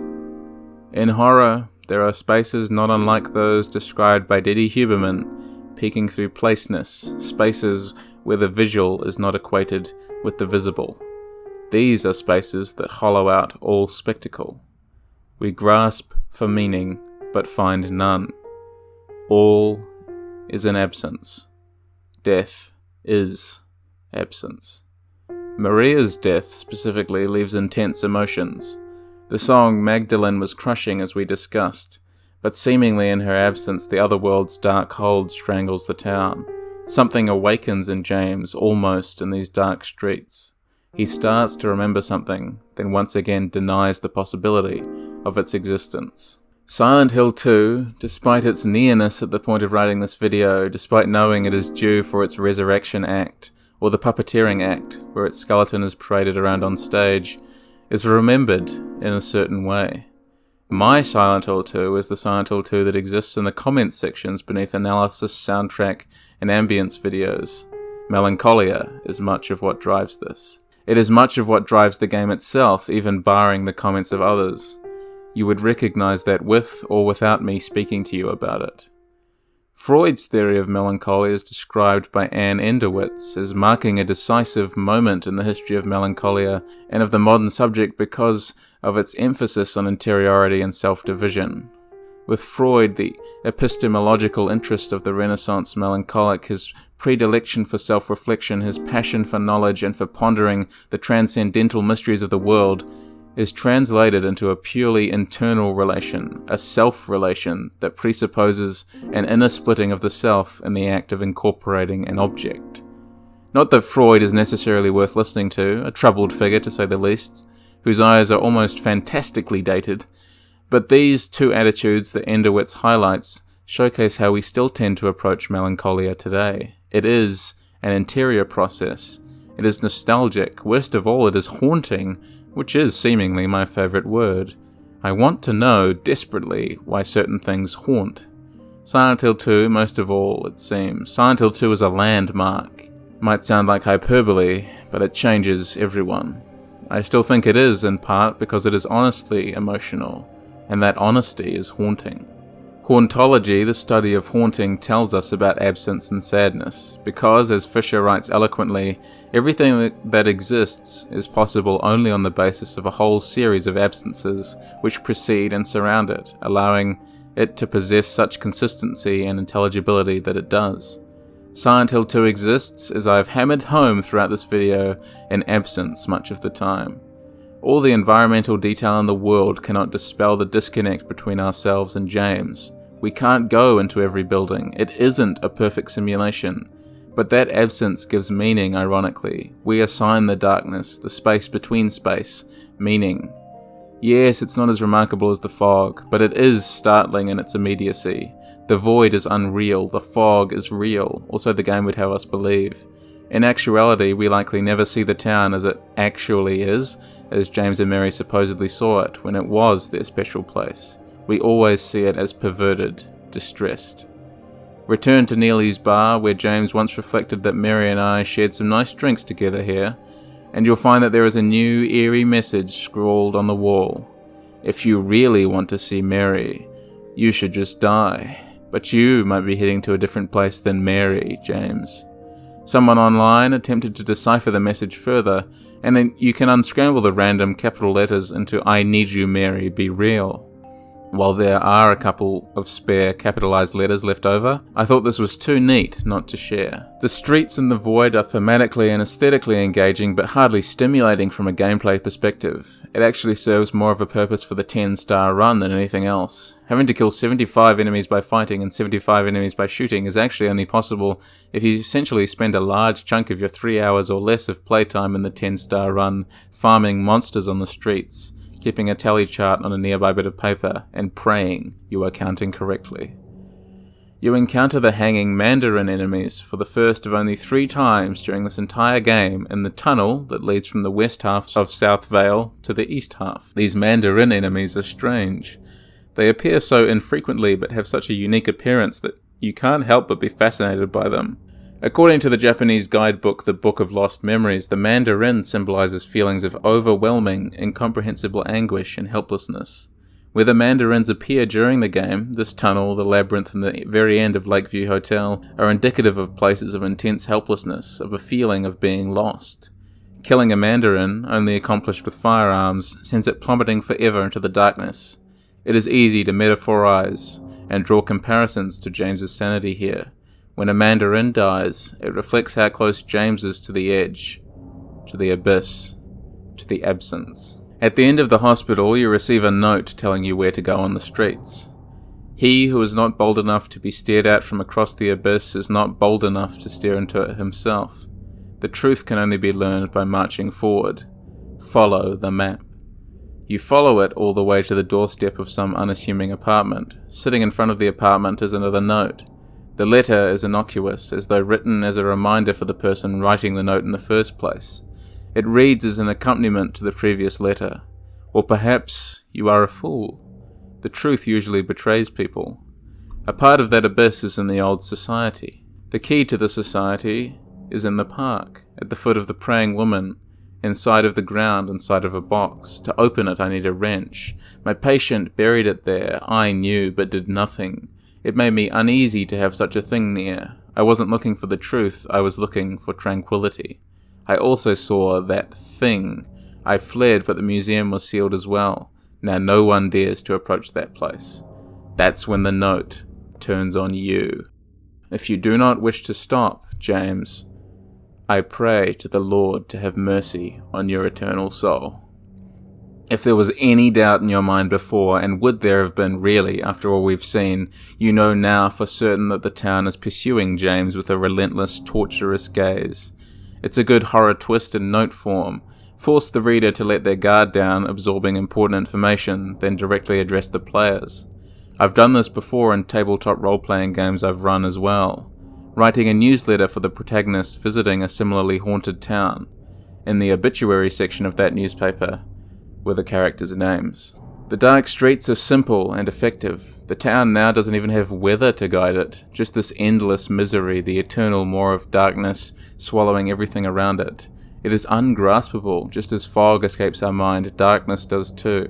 There is less and less to hold on to now. The madness is descending further, always further. The end creeps ever closer, symbolized by night. We metaphorize darkness in literal terms. Adams and Osgood showed that participants from over 20 countries consistently associated dark colors with negative feelings and bright colors with positive feelings. Sherman and Claw asked participants to name words presented in different font colors. Participants were quicker to name a font color to be black if the concomitant word denoted a relatively immoral concept, e.g. the word greed, and they were quicker to name a font color to be bright if the concomitant word was relatively more moral, e.g. honesty. Darkness, the absence of light, is shorthand for this madness, for this evil. The dark streets have no redeeming quality. They are populated by countless monsters.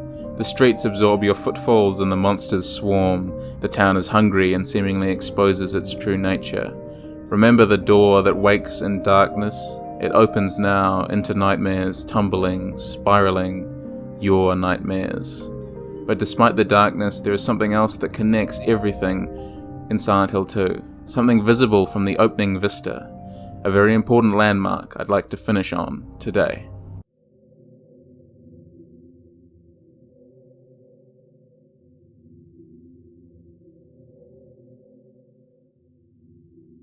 Water connects everything in Silent Hill 2. Have you been soaking it in? James constantly confronts imagery of water. Water submerges, adds to the fugue state. It also makes it hard to breathe, makes everything cold and depressed.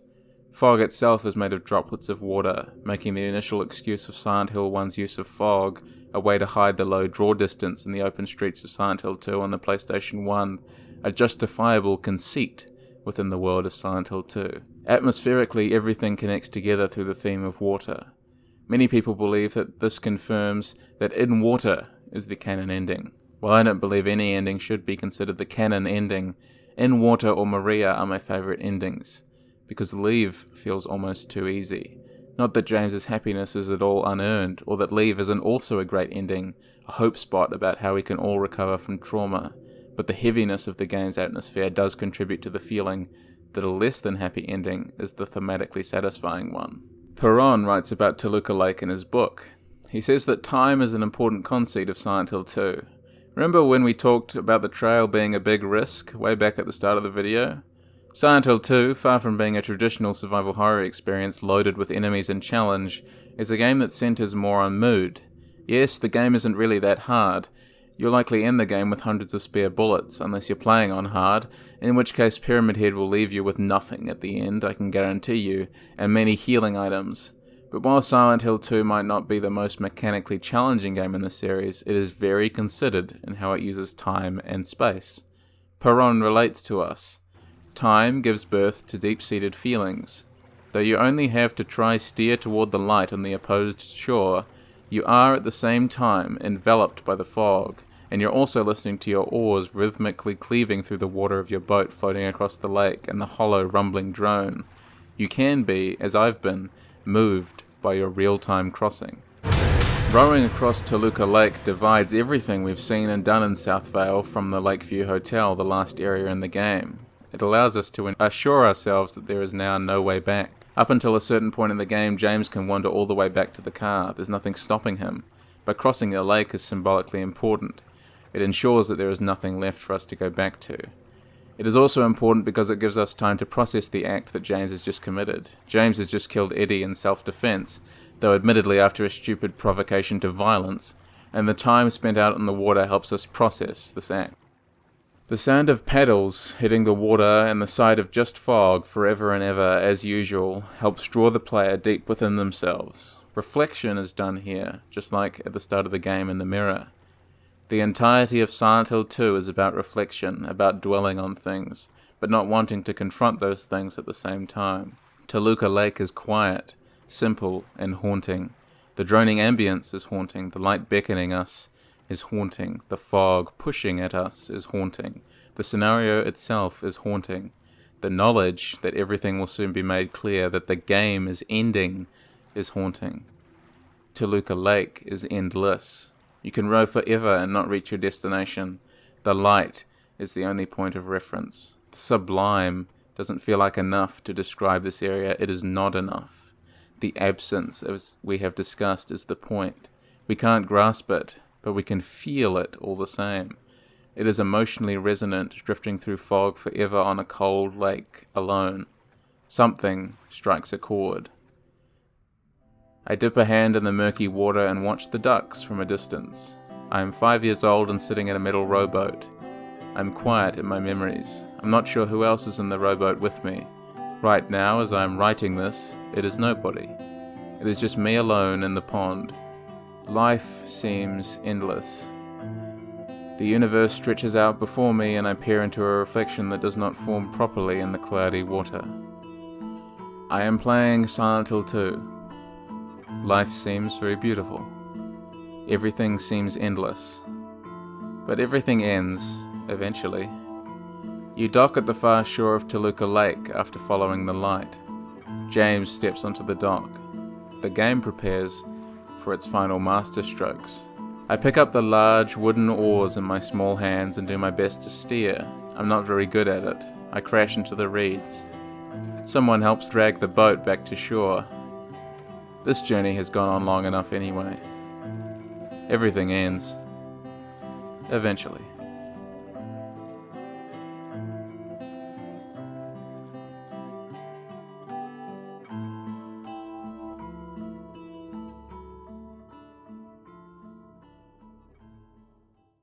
If you've made it this far, all the way to the end, you might be wondering what the meaning of this all was.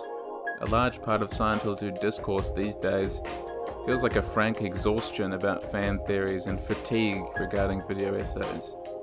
I originally conceptualized this video back in 2021 when I was hoping to make it for the 20th anniversary of Silent Hill 2.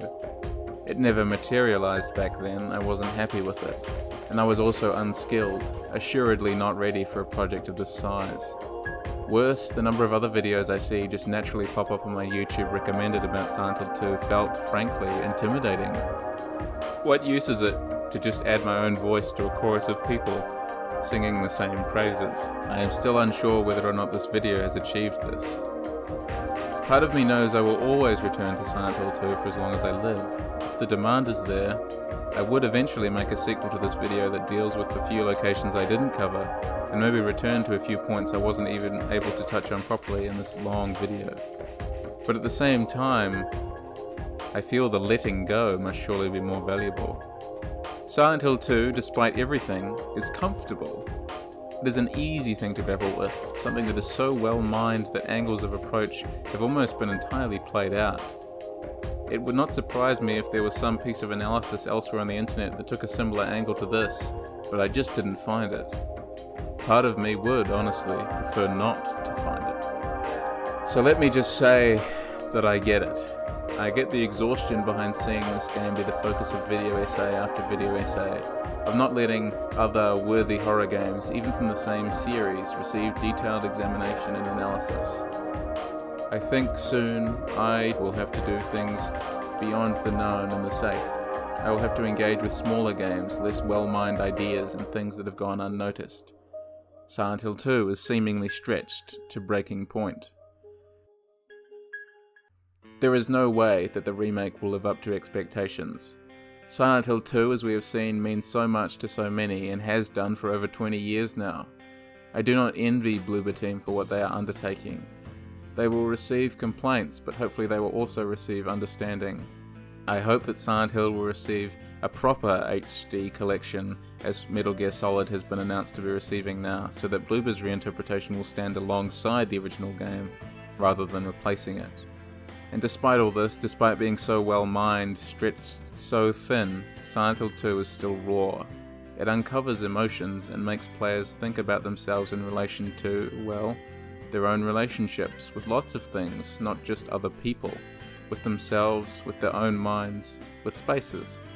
So while it can be easy to shoot down fan theories and dismiss people seeing things in art that the creators didn't intend to be there, know that the process you might be shooting down is in fact a core part of art. That tired old curtains are blue trope, right? The English teacher pointing out something the creator never thought about in the first place. But that's what's so enriching about art. Art is always a rereading, a reinterpretation. You know, the actual act of writing something down as a translation from the brain to the page? It is, in a sense, a rereading. For people, to still be adding to the tapestry of Silent Hill 2 might be intimidating. It might be mining something that is so well mined that I've realized I need to move away from it in my videos, at least for a while. It might be exhausting, but it shows the impact that Silent Hill 2 has on people, still has on people. We have an innate desire to understand our reaction to horror that triggers our emotions earnestly, that engages our imagination. It is a natural human trait to try and find patterns, to connect things with each other. When someone has an idea about Silent Hill 2, they are connecting themselves to everyone else who has done the same. We all exist within the same space. Those of you who are watching this video, we are floating through the same spaces, smothered in that gorgeous fog, wondering where it is we are going, wondering about life itself, this constant search for meaning, muddled in amongst chaos and monsters and flesh and rooms that cohere in strange ways and contain strange, half-glimpsed truths. Silent Hill 2 provides emotional catharsis to this day, even after many repeated playthroughs. And Silent Hill 2, despite everything I have said, is still worth talking about.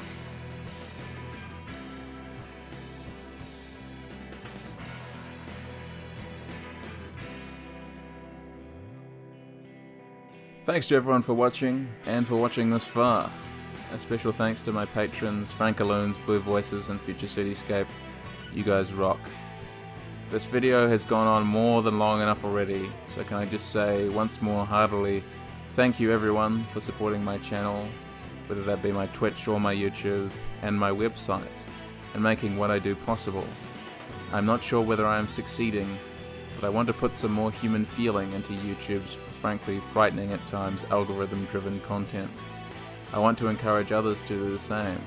So despite the intimidation that I feel, let me assure you, if you want to, write a video on Silent Hill 2, no matter what everyone else says. Talking about it keeps the game alive. Working together, we stave off entropy even just for another moment. We keep things alive, together. Despite the knowledge that everything ends, huddling around a fire and keeping it alive, keeping people warm together is worth it. Just to see the smiles on other people's faces. Stay safe everyone. I hope this video warmed you up.